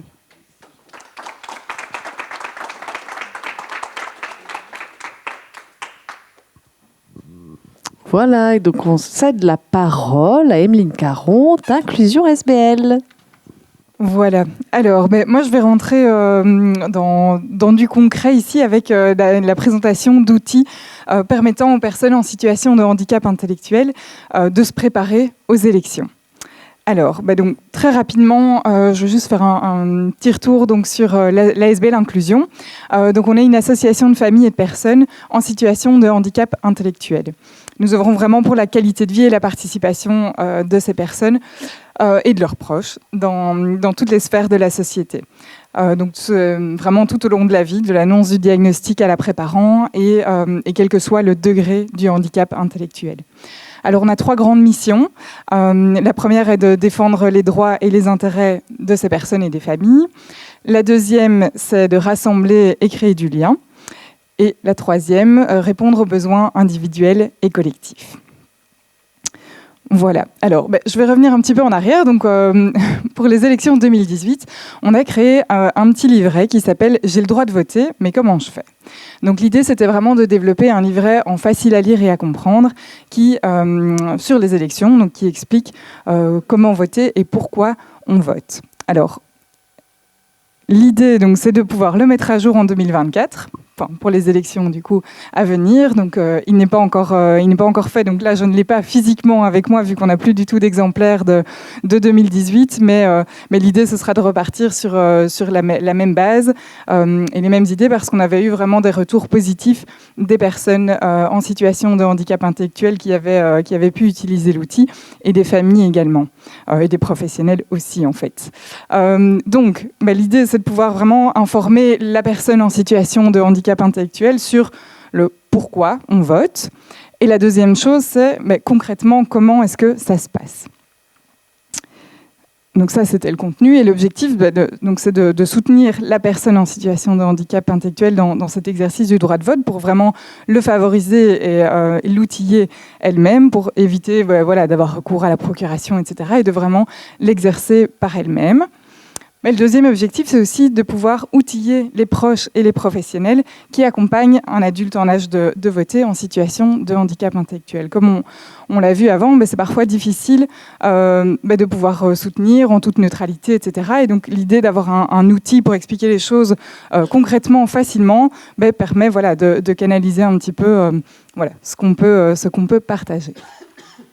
Et comment le dire avec des mots simples aussi. Donc c'était vraiment l'idée de pouvoir déjà vulgariser, simplifier les choses et aider le proche ou le professionnel là-dedans.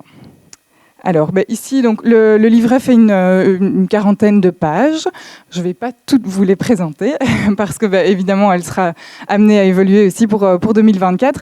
Mais je vous ai sorti ici quelques extraits pour vous montrer un petit peu comment il se présente et le contenu de ce petit carnet. Donc c'était un petit carnet en format A5, donc quelque chose qui permet de l'avoir dans son sac facilement et de pouvoir l'avoir avec nous le jour du vote aussi si on a besoin d'un petit rappel. Alors, donc la première chose, donc, on a une petite introduction qui présente l'association Inclusion et ce que veut Inclusion. Alors, on en a parlé de la Convention des Nations Unies, donc je ne vais pas revenir là-dessus, mais on présente le contenu de manière simple. Donc le fait de dire que les élections, elles doivent être accessibles pour tout le monde. Donc ça veut dire que tout le monde a le droit de voter facilement et que des aménagements raisonnables doivent être mis en place pour que ce soit facile d'aller voter. Alors on dit évidemment que l'association Inclusion est d'accord avec tout ça et que les personnes ont le droit de voter. On explique un petit peu ce que c'est voter. Voter, ça veut dire choisir qui on préfère pour nous représenter. Alors... donc oui, on présente ici un petit peu le fait de devoir aussi avoir accès aux informations qui soient accessibles, comme les programmes électoraux, et que à l'heure actuelle, c'est pas toujours facile. Alors, c'est vrai que je vais déjà amener une petite précision ici, c'est que dans ce livret, on ne parle pas des différentes idées politiques, parce que justement, avec cette question de la neutralité, c'était compliqué de l'intégrer là-dedans. Alors, on présente vraiment pourquoi on vote et comment on vote, mais sans rentrer dans le détail des programmes. Mais je reviendrai avec un petit point là-dessus juste après. Et donc, ce qu'on présente, c'est que quelques exemples pour avoir accès à ces informations, c'est d'avoir des textes qui soient faciles à lire et à comprendre, de pouvoir participer à des séances d'entraînement au vote pour essayer avant le jour J et participer à des ateliers ou des discussions qui soient adaptées pour nous faire comprendre le contenu et les enjeux. Alors, la première partie principale, donc ça c'était la petite introduction, la partie principale, donc la première partie principale du livret, donc parlait vraiment de pourquoi c'est important d'aller voter. Et donc là-dedans, on avait différents chapitres qui expliquait donc c'est quoi voter. Voter, c'est un acte, un geste citoyen. Expliquer, là, donc c'était le cas des élections communales. Ici, il faudra aller un petit peu plus loin dans le contenu avec les diverses élections qui arrivent. Donc on expliquait les élections communales, ce que fait la commune, expliquer de nouveau plus en détail le vote qui est un droit, qui est un devoir, et voilà, pourquoi on vote le 14 octobre 2018, donc à l'époque. Alors ça se présentait comme ceci, une première partie, donc pourquoi c'est important d'aller voter. On explique que voter, c'est, comme je disais avant, dire pour quelle personne on préfère pour nous représenter. On explique un petit peu ce que ça veut dire représenter. Donc c'est écouter et expliquer ce que les personnes pensent ou disent. C'est prendre les décisions pour d'autres personnes et c'est parler au nom des autres personnes. Alors la deuxième partie principale était vraiment là du côté pratico-pratique, mais comment je fais concrètement pour aller voter. Donc, dans les différents chapitres, on avait comment je fais pour voter, où est-ce que je me rends pour aller voter, les documents nécessaires à avoir avec nous le jour J. Si j'habite à Bruxelles, on vote sur un ordinateur, donc tout le processus était expliqué. Si on habite en Wallonie, là, on vote sur papier, c'était expliqué également. On reprenait les différentes aides possibles pour aller voter, le vote par procuration et comment connaître le résultat des élections. Alors, donc, voilà un petit peu un exemple donc, de cette deuxième partie où on reprend ici les documents nécessaires pour aller voter. Donc, on doit prendre sa carte d'identité, sa convocation et qu'on ne peut pas oublier ces documents, sinon on ne peut pas voter. On explique donc à Bruxelles, on vote sur un ordinateur et en Wallonie, on vote sur un bulletin papier. Alors, pour Bruxelles, donc on avait vraiment détaillé toutes les étapes pour aller voter. Donc ici, j'ai mis juste la première page de cette partie, mais elle en fait bien une dizaine, où on a vraiment chaque étape qui est précisée. Donc la première étape, c'est, on donne sa carte d'identité, sa convocation à un membre du bureau de vote. La deuxième étape, c'est qu'on reçoit une petite carte à insérer dans l'ordinateur. La troisième, c'est on va dans l'isoloir, on explique ce que c'est l'isoloir. Et alors après, donc on avait vraiment on avait eu l'occasion de participer à des séances d'entraînement au vote, donc de vraiment tester les machines. Et donc on avait pris une photo de chaque étape, donc c'était vraiment facultatif.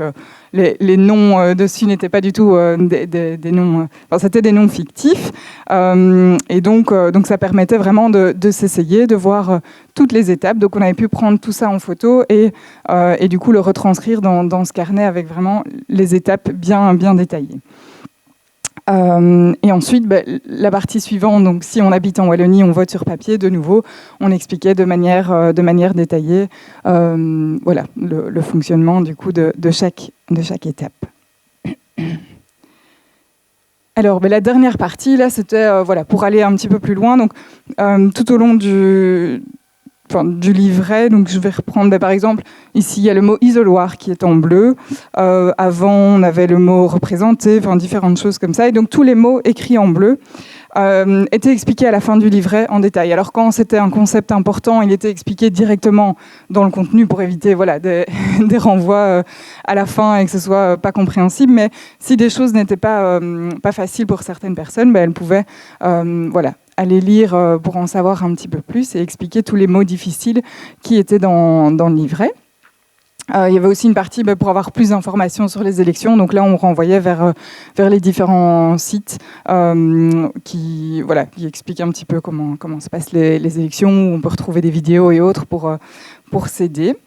Et la dernière partie, c'était vraiment, si on a rencontré des difficultés pour aller voter, de pouvoir le remonter justement à UNIA et de pouvoir le prendre en compte pour la suite.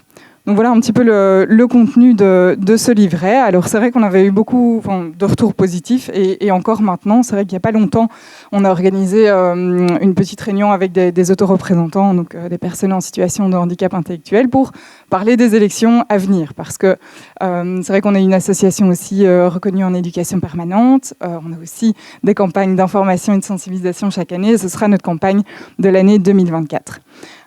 Et donc on a un petit peu amorcé les réflexions avec ce groupe d'autoreprésentants. On a reparlé des élections.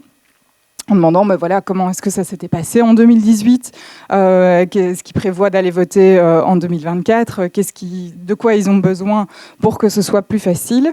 Et c'est vrai que beaucoup ont reparlé de ce livret, que ça les avait vraiment beaucoup aidés à préparer tout ça, qu'ils avaient pu le prendre avec eux le jour même dans l'isoloir pour se souvenir des différentes étapes, etc. Et donc ça avait été, ils ont vraiment demandé à ce qu'il puisse être réactualisé. Donc ce sera fait ici début 2024 pour que l'outil soit prêt le plus tôt possible.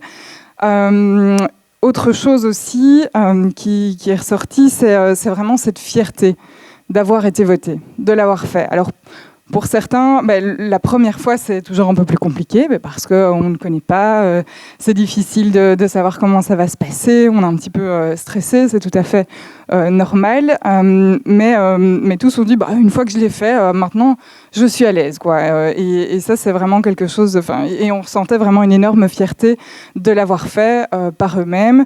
Et c'est vrai que quand je faisais le tour, là, il y avait une dizaine de représentants, donc c'est pas représentatif de tout le monde, mais dans ce groupe-là, beaucoup l'ont fait seuls, n'ont pas eu besoin d'aide dans l'isoloir grâce à ce petit outil, parce qu'ils avaient participé aussi à des séances d'entraînement au vote à l'avance, etc. Mais voilà, je rejoins tout à fait ce qui était dit que il y a un intérêt vraiment pour aller voter, de s'intéresser à tout ça, de prendre part aux décisions qui sont prises pour la société, pour nous représenter, et on ressent vraiment cette fierté. Donc pour nous, c'est important d'aller dans cette direction-là. Alors, dans la pratique, c'est vrai que se livrer tout seul, c'est compliqué pour la personne peut-être de l'aborder toute seule. C'est important d'avoir de l'aide. Alors, différentes choses qui peuvent être faites. Alors, soit nous, chez Inclusion, on peut organiser ce genre de choses, mais ça peut aussi être fait de manière tout à fait indépendante dans les institutions ou via d'autres groupes, d'organiser des animations pour comprendre les élections et pourquoi on vote sur base de cet outil. Étant donné que le contenu est là, on peut se l'approprier et le faire dans différents endroits. Ça ne doit pas être donné par nous spécifiquement, mais ça peut l'être. Une autre option aussi qui marche bien, c'est d'organiser des séances d'entraînement au vote. Alors, on l'a fait dans différentes régions en 2018. L'idée, c'est de pouvoir le refaire aussi en 2024. Donc, si c'est Bruxelles, de pouvoir le faire avec les machines directement. Ici, la petite photo, c'était justement en 2018, lors d'une séance d'entraînement au vote. Qui était organisée dans le cadre de la fête de l'Iris. Et donc, on avait été avec tout un groupe. Et donc, c'était vraiment très chouette. Ils avaient bien apprécié l'exercice. Ça les avait beaucoup aidés. Même si certains l'avaient déjà fait, le fait de refaire le petit exercice, c'était pas mal. Et en Wallonie aussi, avec des bulletins papier, ça peut tout à fait se faire. Alors, j'ai noté des petites choses que je voulais rajouter à ma présentation. Tic, tic, tic. Alors, oui, donc par rapport justement au programme en FAL qui est à l'accessibilité du contenu. Alors, donc c'est vrai que chez Inclusion, on a un service facile à lire et à comprendre. Donc, c'est un service de traduction, de relecture et de formation. Donc, l'idée pour 2024, ça va être vraiment de favoriser et d'inciter les partis politiques à traduire leur programme en FALC. Donc, la priorité sera mise pour traduire ces textes-là en priorité. Parce que c'est vrai qu'on avait beaucoup réfléchi à l'époque, en 2018, de se dire est-ce qu'on le fait nous, etc. Mais c'est vrai que c'est compliqué d'avoir cette neutralité et voilà, c'est important que ça puisse se faire. À l'époque, on n'avait pas le service FALC, maintenant on en a un, donc ce sera beaucoup plus facile d'aller plus loin, en tout cas dans ce contenu-là, mais c'est vraiment quelque chose qu'on souhaite bien développer, en tout cas, de pouvoir soutenir les différents partis là-dedans, dans l'idée de vulgariser et simplifier les informations. Et donc oui, le FALC, je ne sais pas si tout le monde le connaît, mais je vais peut-être redire un mot là-dessus. Donc c'est facile à lire et à comprendre. Donc c'est un ensemble de règles en fait pour simplifier vraiment l'accès à l'information, que ce soit en termes de contenu, mais aussi en termes de lisibilité, de grandeur d'écriture, d'images associées au texte et Et voilà, donc l'idée, c'est qu'on développe un contenu qui est une idée par phrase, que chaque idée soit mise à la ligne. Et donc, ça permet vraiment de clarifier et de simplifier la lecture pour la personne. Donc, c'est vraiment un ensemble de règles qui reprend tout ça. Et alors, un aspect important aussi du FALC, c'est le fait que tout texte doit être relu par une personne en situation de handicap intellectuel elle-même pour valider en fait si le texte est vraiment accessible et compréhensible. Et donc on a des relecteurs qui sont formés à ça, donc à pouvoir dire si un texte est facile ou non. Alors pas uniquement dans leur compréhension, mais dans l'idée de se projeter pour les autres. Est-ce que c'est assez simple Et donc un texte FALC doit vraiment passer par cette phase de relecture pour être validé et que ce soit et voilà qu'ils soient en tout cas bien accessibles.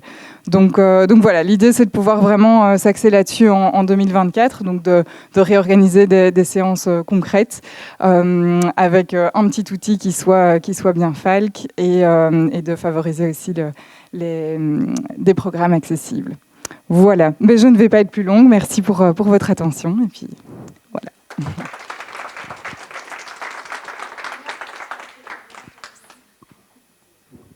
Voilà, et donc on va finir ce temps de présentation avec Rose Eboko qui nous vient de SNK. Dans quel contexte, nous, on a travaillé notre outil, le vote pour tous? En fait, le vote pour tous est un site... Ah voilà. Le vote pour tous est un site que nous avons créé, dont nous sommes l'ASBL SNK. Peut-être que je vais commencer par là. Qui est une association reconnue en éducation permanente pour les personnes en situation de handicap, de maladies graves, invalidantes et leurs proches et professionnels. Nous avons des entités territoriales. Nous sommes représentés en fédération Wallonie-Bruxelles et moi, je viens du secrétariat national à Bruxelles.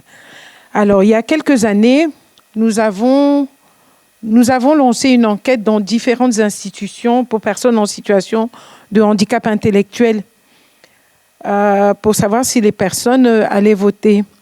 Et suite à cette enquête, nous nous sommes rendus compte que la majorité rendait des certificats médicaux. Enfin, M. Pourtois a abordé en long et en large. La plupart des choses ont été dites ici par les différents intervenants. Mais suite à cela, on s'est dit il faut faire quelque chose. On va pas laisser ça comme ça. Et non, dans le cadre d'une campagne, toi, moi, nous tous égaux devant le vote, nous avons créé une mallette pédagogique. Et c'est cette mallette qui est devenue après le site qui s'appelle Le Vote pour tous. Évidemment, cette mallette ne prône aucune idéologie. C'était simplement pour permettre de comprendre notre système qui est déjà assez complexe, mais de manière ludique aussi, et très imagée pour que les personnes en situation de handicap intellectuel puissent s'approprier, comprendre c'est quoi notre système électoral et ensuite pouvoir devenir des électeurs, électrices à part entière. Donc, pour 2024, nous avons une campagne, évidemment, qui est sur le vote aussi. Et le site va être réactualisé en début d'année pour pouvoir donner l'information au plus grand nombre. Et nous allons l'enrichir et il y a un onglet qui va être rajouté qui n'existait pas avant. Mais ça a été dit par inclusion, ça a été dit. C'est pourquoi voter? Parce que ça, on n'avait pas... Pourquoi c'est important de voter? Avant, ce n'était pas précisé. Donc, pour nous, le vote pour tous doit être une réalité concrète et non un slogan. Chaque citoyen doit pouvoir participer pleinement et sans entrave à la vie sociale, culturelle et politique de notre pays, la Belgique. Mais nous avons aussi pensé, il y a aussi les élections européennes dont le site est fait avec des informations sur la Belgique. Emeline est rentrée dans tous les détails, le vote à Bruxelles, le vote en Wallonie. Mais nous avons aussi prévu un onglet pour l'Europe, sur l'Europe, et alors un kit. Ce site peut être géré à la fois par des animateurs dans les institutions Parce que c'est ce que nous avons fait à l'époque avec la mallette pédagogique. Nous sommes allés dans les institutions, nous avons présenté l'outil et nous avons fait des simulations de vote, évidemment sans prôner aucune idéologie. C'est juste pour leur permettre de s'approprier le système électoral belge, de le comprendre et de pouvoir passer à l'acte. Et donc, sur base de ces présentations, la bonne nouvelle, comme Emeline on a parlé tout à l'heure, il y a des personnes qui sont allées voter. Parce qu'après, on a relancé, on a fait une enquête pour savoir si c'était porteur, si l'outil qui avait été présenté, si les simulations de vote avaient apporté quelque chose au public concerné, dont à la base, le public en situation de handicap intellectuel. Même si nous sommes une association généraliste, on s'est rendu compte que beaucoup de choses sont faites pour les PMR, voilà. Mais il n'y a pas que ça. Le handicap comprend une palette et de plus en plus, on met l'accent aussi sur le handicap invisible. Voilà. Et voilà, la plupart des choses ont été dites ici, donc je ne vais pas revenir là-dessus, mais le site est actuel et on va rafraîchir en donnant des informations beaucoup plus récentes. Et un projet qui nous tient à cœur aussi, chez SNK en tout cas, nous travaillons depuis pas mal d'années, plus de 20 ans, avec les communes, parce que les communes sont la porte d'entrée du citoyen, quel qu'il soit. Donc, ce projet Handy City, que je chapeaute et que j'ai le plaisir de suivre encore pour cette législature, c'est un projet destiné aux communes, en Fédération Wallonie-Bruxelles, mais pas les communes néerlandophones, parce que nous sommes francophones uniquement. Et c'est un projet où nous amenons les communes. Enfin, nous avons proposé aux communes d'adhérer à la charte qui comporte 5 points et de mettre en place des actions autour de ces 5 points. Parce que la commune, comme je le rappelle, est le lieu d'entrée de tout citoyen. C'est à la commune que le citoyen, monsieur et madame, tout le monde va pour avoir des informations. Et actuellement, nous sommes... il y a une 140aine de communes sur les 281 communes de la Fédération Wallonie-Bruxelles qui ont adhéré à cette charte. Donc, qui se sont engagés à mettre en place des actions inclusives pour la législature 2019-2024. À mi-mandat, nous leur avons envoyé un questionnaire pour savoir ce qui était déjà fait. Et ici, actuellement, il y a 109 communes qui concourent donc pour ce label, Handy City, qui sera remis en fin de législature. Et actuellement, il y a 109 communes qui sont en train de présenter, qui ont rentré des dossiers, mais dans lesquels nous sommes en train d'aller pour voir ce qui est réellement fait. Et entre autres, une chose qu'on prône de plus en plus aussi, c'est le FALC. Dans les communes, on leur rappelle que c'est important de communiquer en FALC. Et pourquoi le FALC ? Il y a les primo-arrivants, mais pas que. Il y a 10% de la population en Belgique qui est analphabète, qui ne sait ni lire ni écrire. Et il y a les migrations. Il y a l'Ukraine. Avant l'Ukraine, il y en avait d'autres. Et il y en aura encore peut-être d'autres. Donc, il faut prendre le FALC pour que l'information diffusée aux citoyens atteigne un plus grand nombre de personnes. Voilà. J'ai fait court parce que beaucoup de choses ont été dites et je n'allais pas rabâcher les oreilles avec les mêmes choses. Mais le site est là et il est accessible, votepourtous.be. Et la particularité aussi, voilà, que je n'ai pas précisé, c'est que nous nous sommes rendus compte effectivement qu'il y a beaucoup d'associations qui, comme nous maintenant, travaillent sur les élections accessibles, une accessibilité plurielle, dont nous allons aussi sur le site référencer, mettre tous les liens possibles, voilà, qui parlent des élections. S'il y a un livret, le livret d'inclusion, on va le signaler. Alteo a fait quelque chose sur les élections, on va signaler pour qu'on n'aille pas chercher de gauche à droite. C'est pour ça que ça s'appelle le vote pour tous. Et ce n'est pas un vote à nous. Voilà, je vous remercie. Questions-réponses.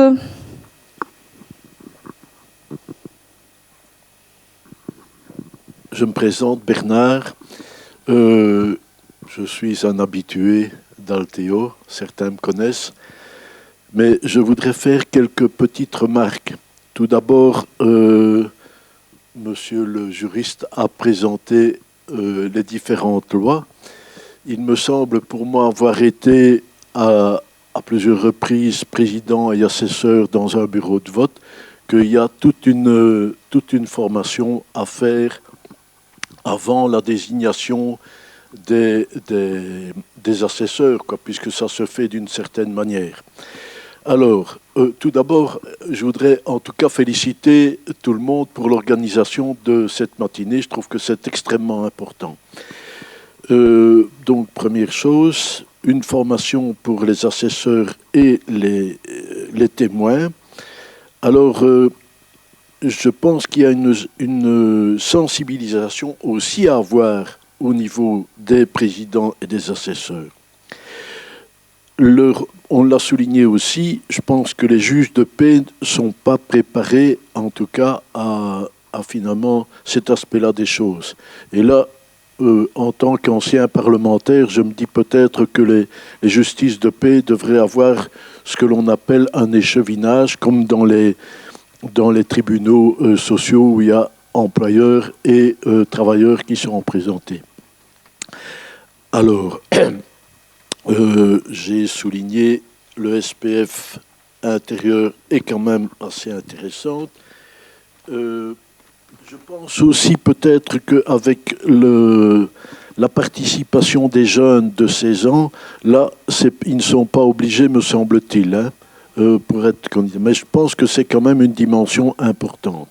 Alors, tout à l'heure, Madame la représentante d'inclusion a dit « Oui, mais il y a des dimensions qu'on ne parle pas en termes politiques. » Là, excusez-moi, mais je pense quand même qu'il y a une dimension qui est extrêmement importante, c'est qu'il y a quand même des partis qui finalement vont à l'encontre de toute notre action sociale que nous faisons toutes les semaines et tous les jours. Et je pense que aujourd'hui, on nous parle aussi de préserver la planète. Je pense qu'il y a une dimension aussi où finalement notre planète c'est un village et que donc à ce niveau-là, il est extrêmement important d'être accueillant. Oui, Émilie, je vais abréger, j'arrive. Alors, je trouve qu'il y a quand même aussi une dimension pour les élections. C'est peut-être aussi d'avoir des bulletins de vote qui soient faits en braille. Et ça, peut-être que là, les autorités devraient en tout cas être attentives. Bon, après, il y a le langage, il y a tout ce qui est les handicaps sensoriels. Je trouve que c'est une dimension auquel on n'est peut-être pas toujours attention. Alors, Madame Denseka a mis, je pense, une chose très importante, c'est qu'il y a quand même 10% qui sont des personnes analphabètes, et je pense que c'est une dimension aussi auquel il faut être extrêmement attentif. Alors, pour terminer, permettez-moi peut-être de reprendre une réflexion de Pierre Roncent-Vallon, qui est un politologue français, qui disait, j'ai été l'écouter ici dernièrement, où finalement, avec le bulletin de vote, c'est une démocratie séquentielle. Mais il disait, c'est une démocratie permanente, continuelle que nous devions avoir.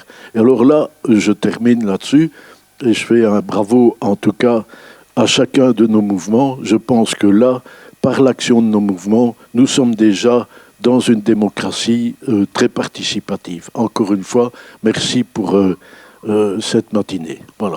Excusez-moi, j'ai été un peu long. Hein, mais pas de souci, Bernard. Merci pour ces réflexions. Y a-t-il des questions? Jean-Paul, une question. Une question qui s'adresserait à qui? À l'ensemble. D'accord, parfait. À l'ensemble. C'est parce que quand il y a... Alors, bonjour. C'est parce que lorsqu'il y a un problème ou un souci qui se passe, on écrit acquis de droit à la commune et directement, on n'a pas de réponse. On ne répond pas. J'ai eu encore une histoire avec des amis. On a vu constater chez Intermarché qu'il y avait des crasses, donc des trucs, des produits lactés périmés. On a signalé à Madame Skelkin, les chefs du commerce et de l'économie, et sa copine Basler de la santé. On leur a signalé, on n'a pas répondu, et des choses comme ça. Alors quand tout le monde met ses coordonnées, on pourrait au moins avoir la politesse de répondre. Merci pour cette réflexion, Jean-Paul. Autre chose, et alors, Une question il y a d'autres choses qui ne vont pas, différentes choses. C'est qu'on a un échat des travaux qui est mais Jean-Paul, je m'en foutiste et on lui dit des choses. Jean-Paul, je pense que tu peux garder du coup ces questions et ces réflexions pour quand il y aura des rencontres avec les politiques. Ici, vraiment, l'objectif de cette conférence ce matin, c'était le droit de vote pour tous. Donc voilà, nos intervenants ici ne sauront pas te répondre, et nous non plus, d'ailleurs. Donc voilà, je pense qu'il vaut mieux garder tes réflexions pour des rencontres avec les politiques. Y a-t-il des questions ?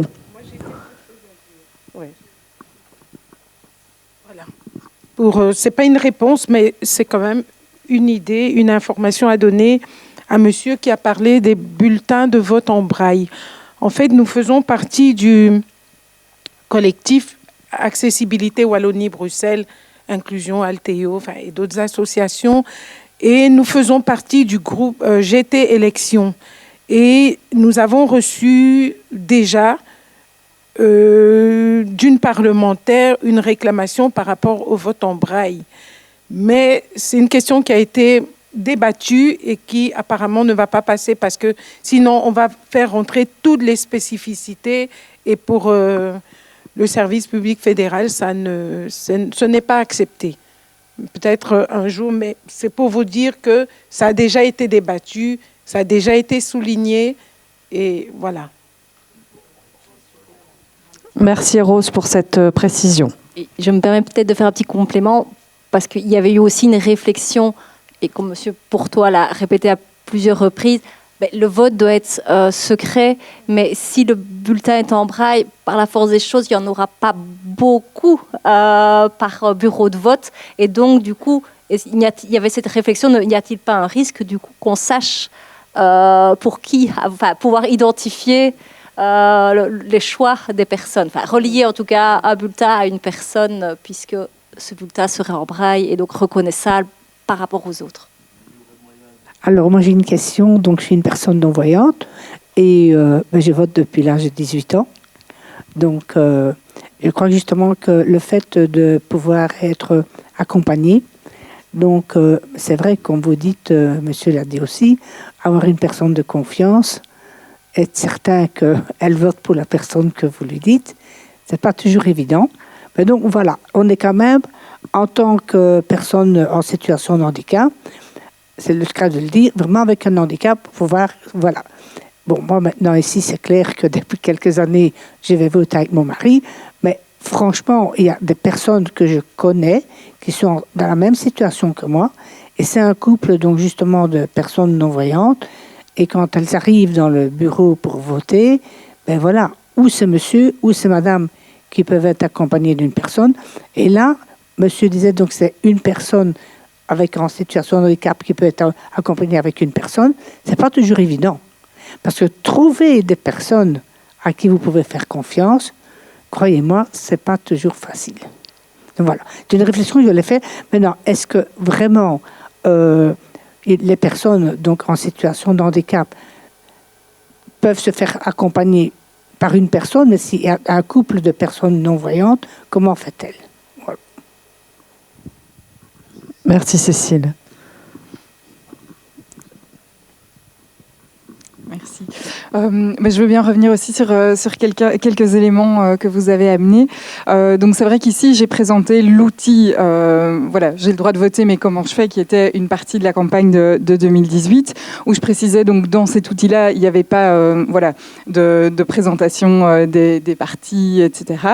En parlant de cette neutralité. Alors je parlais bien de cet outil-là spécifiquement, et on n'avait pas fait de travail pour aller plus loin là-dedans. Maintenant, il y a des chouettes outils qui existent sur les couleurs politiques, donc qui sont expliquées. Alors, elles ne sont pas en FALC, mais en tout cas, ça a le mérite d'exister. Donc, l'idée, ce serait, voilà, ici pour 2024, de se pencher là-dessus et d'essayer de traduire ça en FALC et de pouvoir faire des animations sur ces sujets-là. Donc, ce n'est pas quelque chose qu'on met de côté. Après, chez Inclusion, mais voilà, on ne représente aucune une idéologie politique, etc. Donc la neutralité, elle est importante. Voilà, on ne peut pas aller dans un sens ou dans un autre, mais en tout cas, on peut. L'idée, ce serait d'aller plus loin dans ces différentes couleurs politiques, de pouvoir les expliquer en FALC. Et un autre élément aussi intéressant que vous ameniez sur la sensibilisation des assesseurs ou présidents de bureau de vote, c'est quelque chose qu'on a mentionné aussi dans les idées pour 2024, de pouvoir proposer quelque chose voilà, pour sensibiliser, nous en l'occurrence, au handicap intellectuel, à ces réalités-là.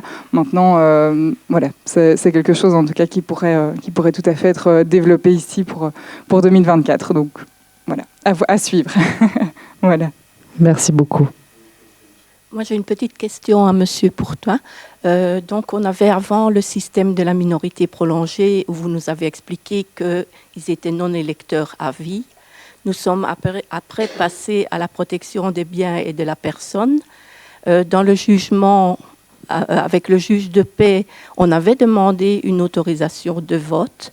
Alors, je voudrais demander, est-ce qu'on doit faire une démarche pour que cette non-autorisation de vote soit levée automatiquement et recevoir les convocations, ou est-ce qu'on est censé la recevoir d'office?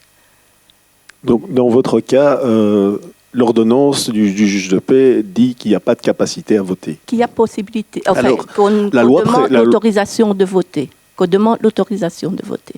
Alors, de deux choses l'une. Soit l'ordonnance met explicitement que la personne sous protection est incapable de voter. Ça, c'est une chose.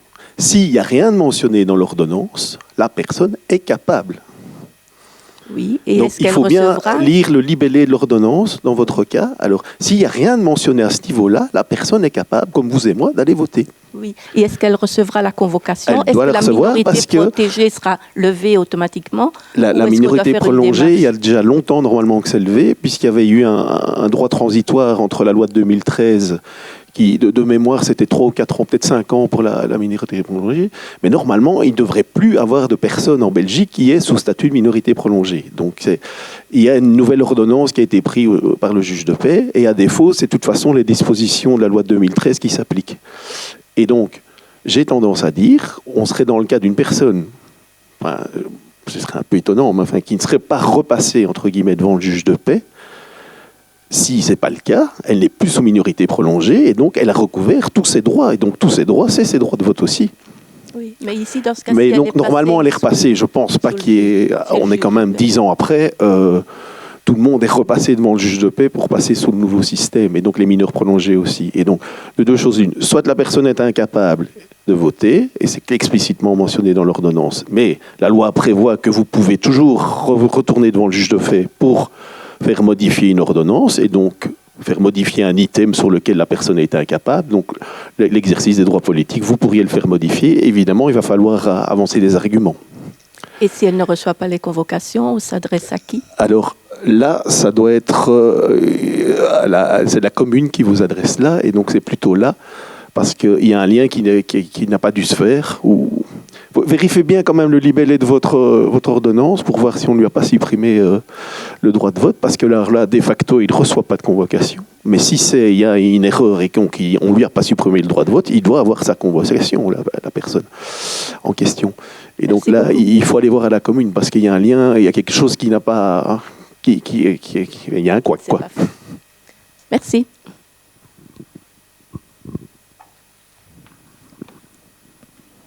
Qui d'autre?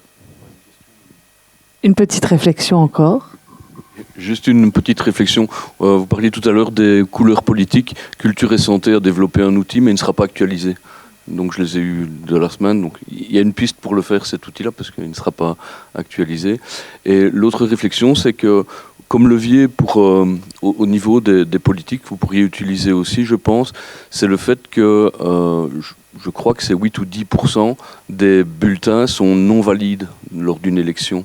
Et donc, aller au contact du politique en disant, ben voilà, si vous voulez diminuer ce nombre de bulletins, il y en a, c'est parce qu'il est écrit gros con dessus, donc ceux-là, on n'y fera rien, mais il y a beaucoup où c'est des erreurs, parce que le point est à côté, parce que on a utilisé son propre crayon, etc.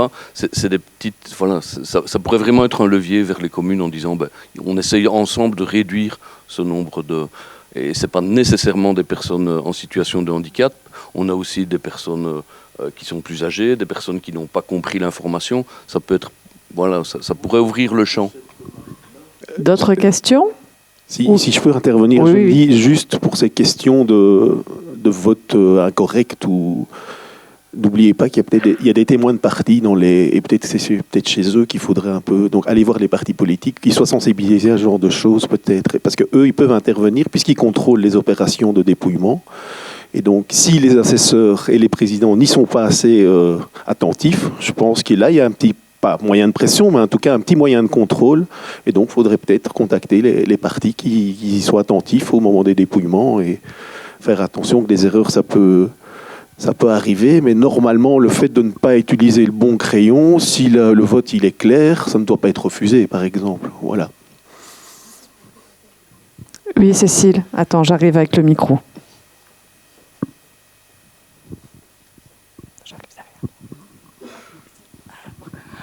On parle beaucoup d'inclusion des personnes handicapées. Je ne sais pas combien de fois j'ai déjà été votée. À ma connaissance, je n'ai jamais vu dans un bureau, façon de parler, même si je ne vois pas, mais mon mari me le dit, une personne qui participe comme assesseur ou président en situation de handicap, que ce soit un handicap, donc une personne voiturée ou une personne malvoyante.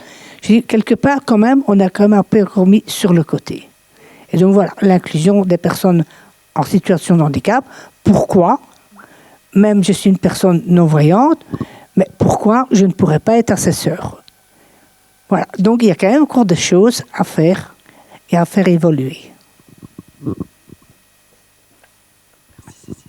Oui, ça, je pense qu'on peut tous se mettre d'accord là-dessus, qu'il y a encore du pain sur la planche, malheureusement. D'autres questions, d'autres remarques ? Non, tout le monde a eu l'occasion de s'exprimer ? Eh bien alors, je vous souhaite à tous un excellent week-end. Un grand merci à nos intervenants du jour.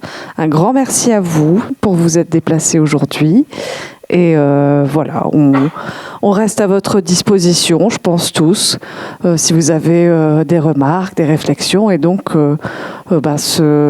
cette conférence sera disponible sur notre site internet et certainement notre page Facebook aussi, j'imagine, Hélène. Voilà.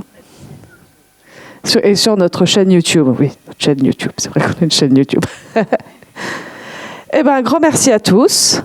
Bonne fin de journée, bon retour dans vos contrées et encore un grand merci pour votre participation et votre présence aujourd'hui. Retrouvez-nous sur www.alteoasbl.be ou au 02 246 42 26.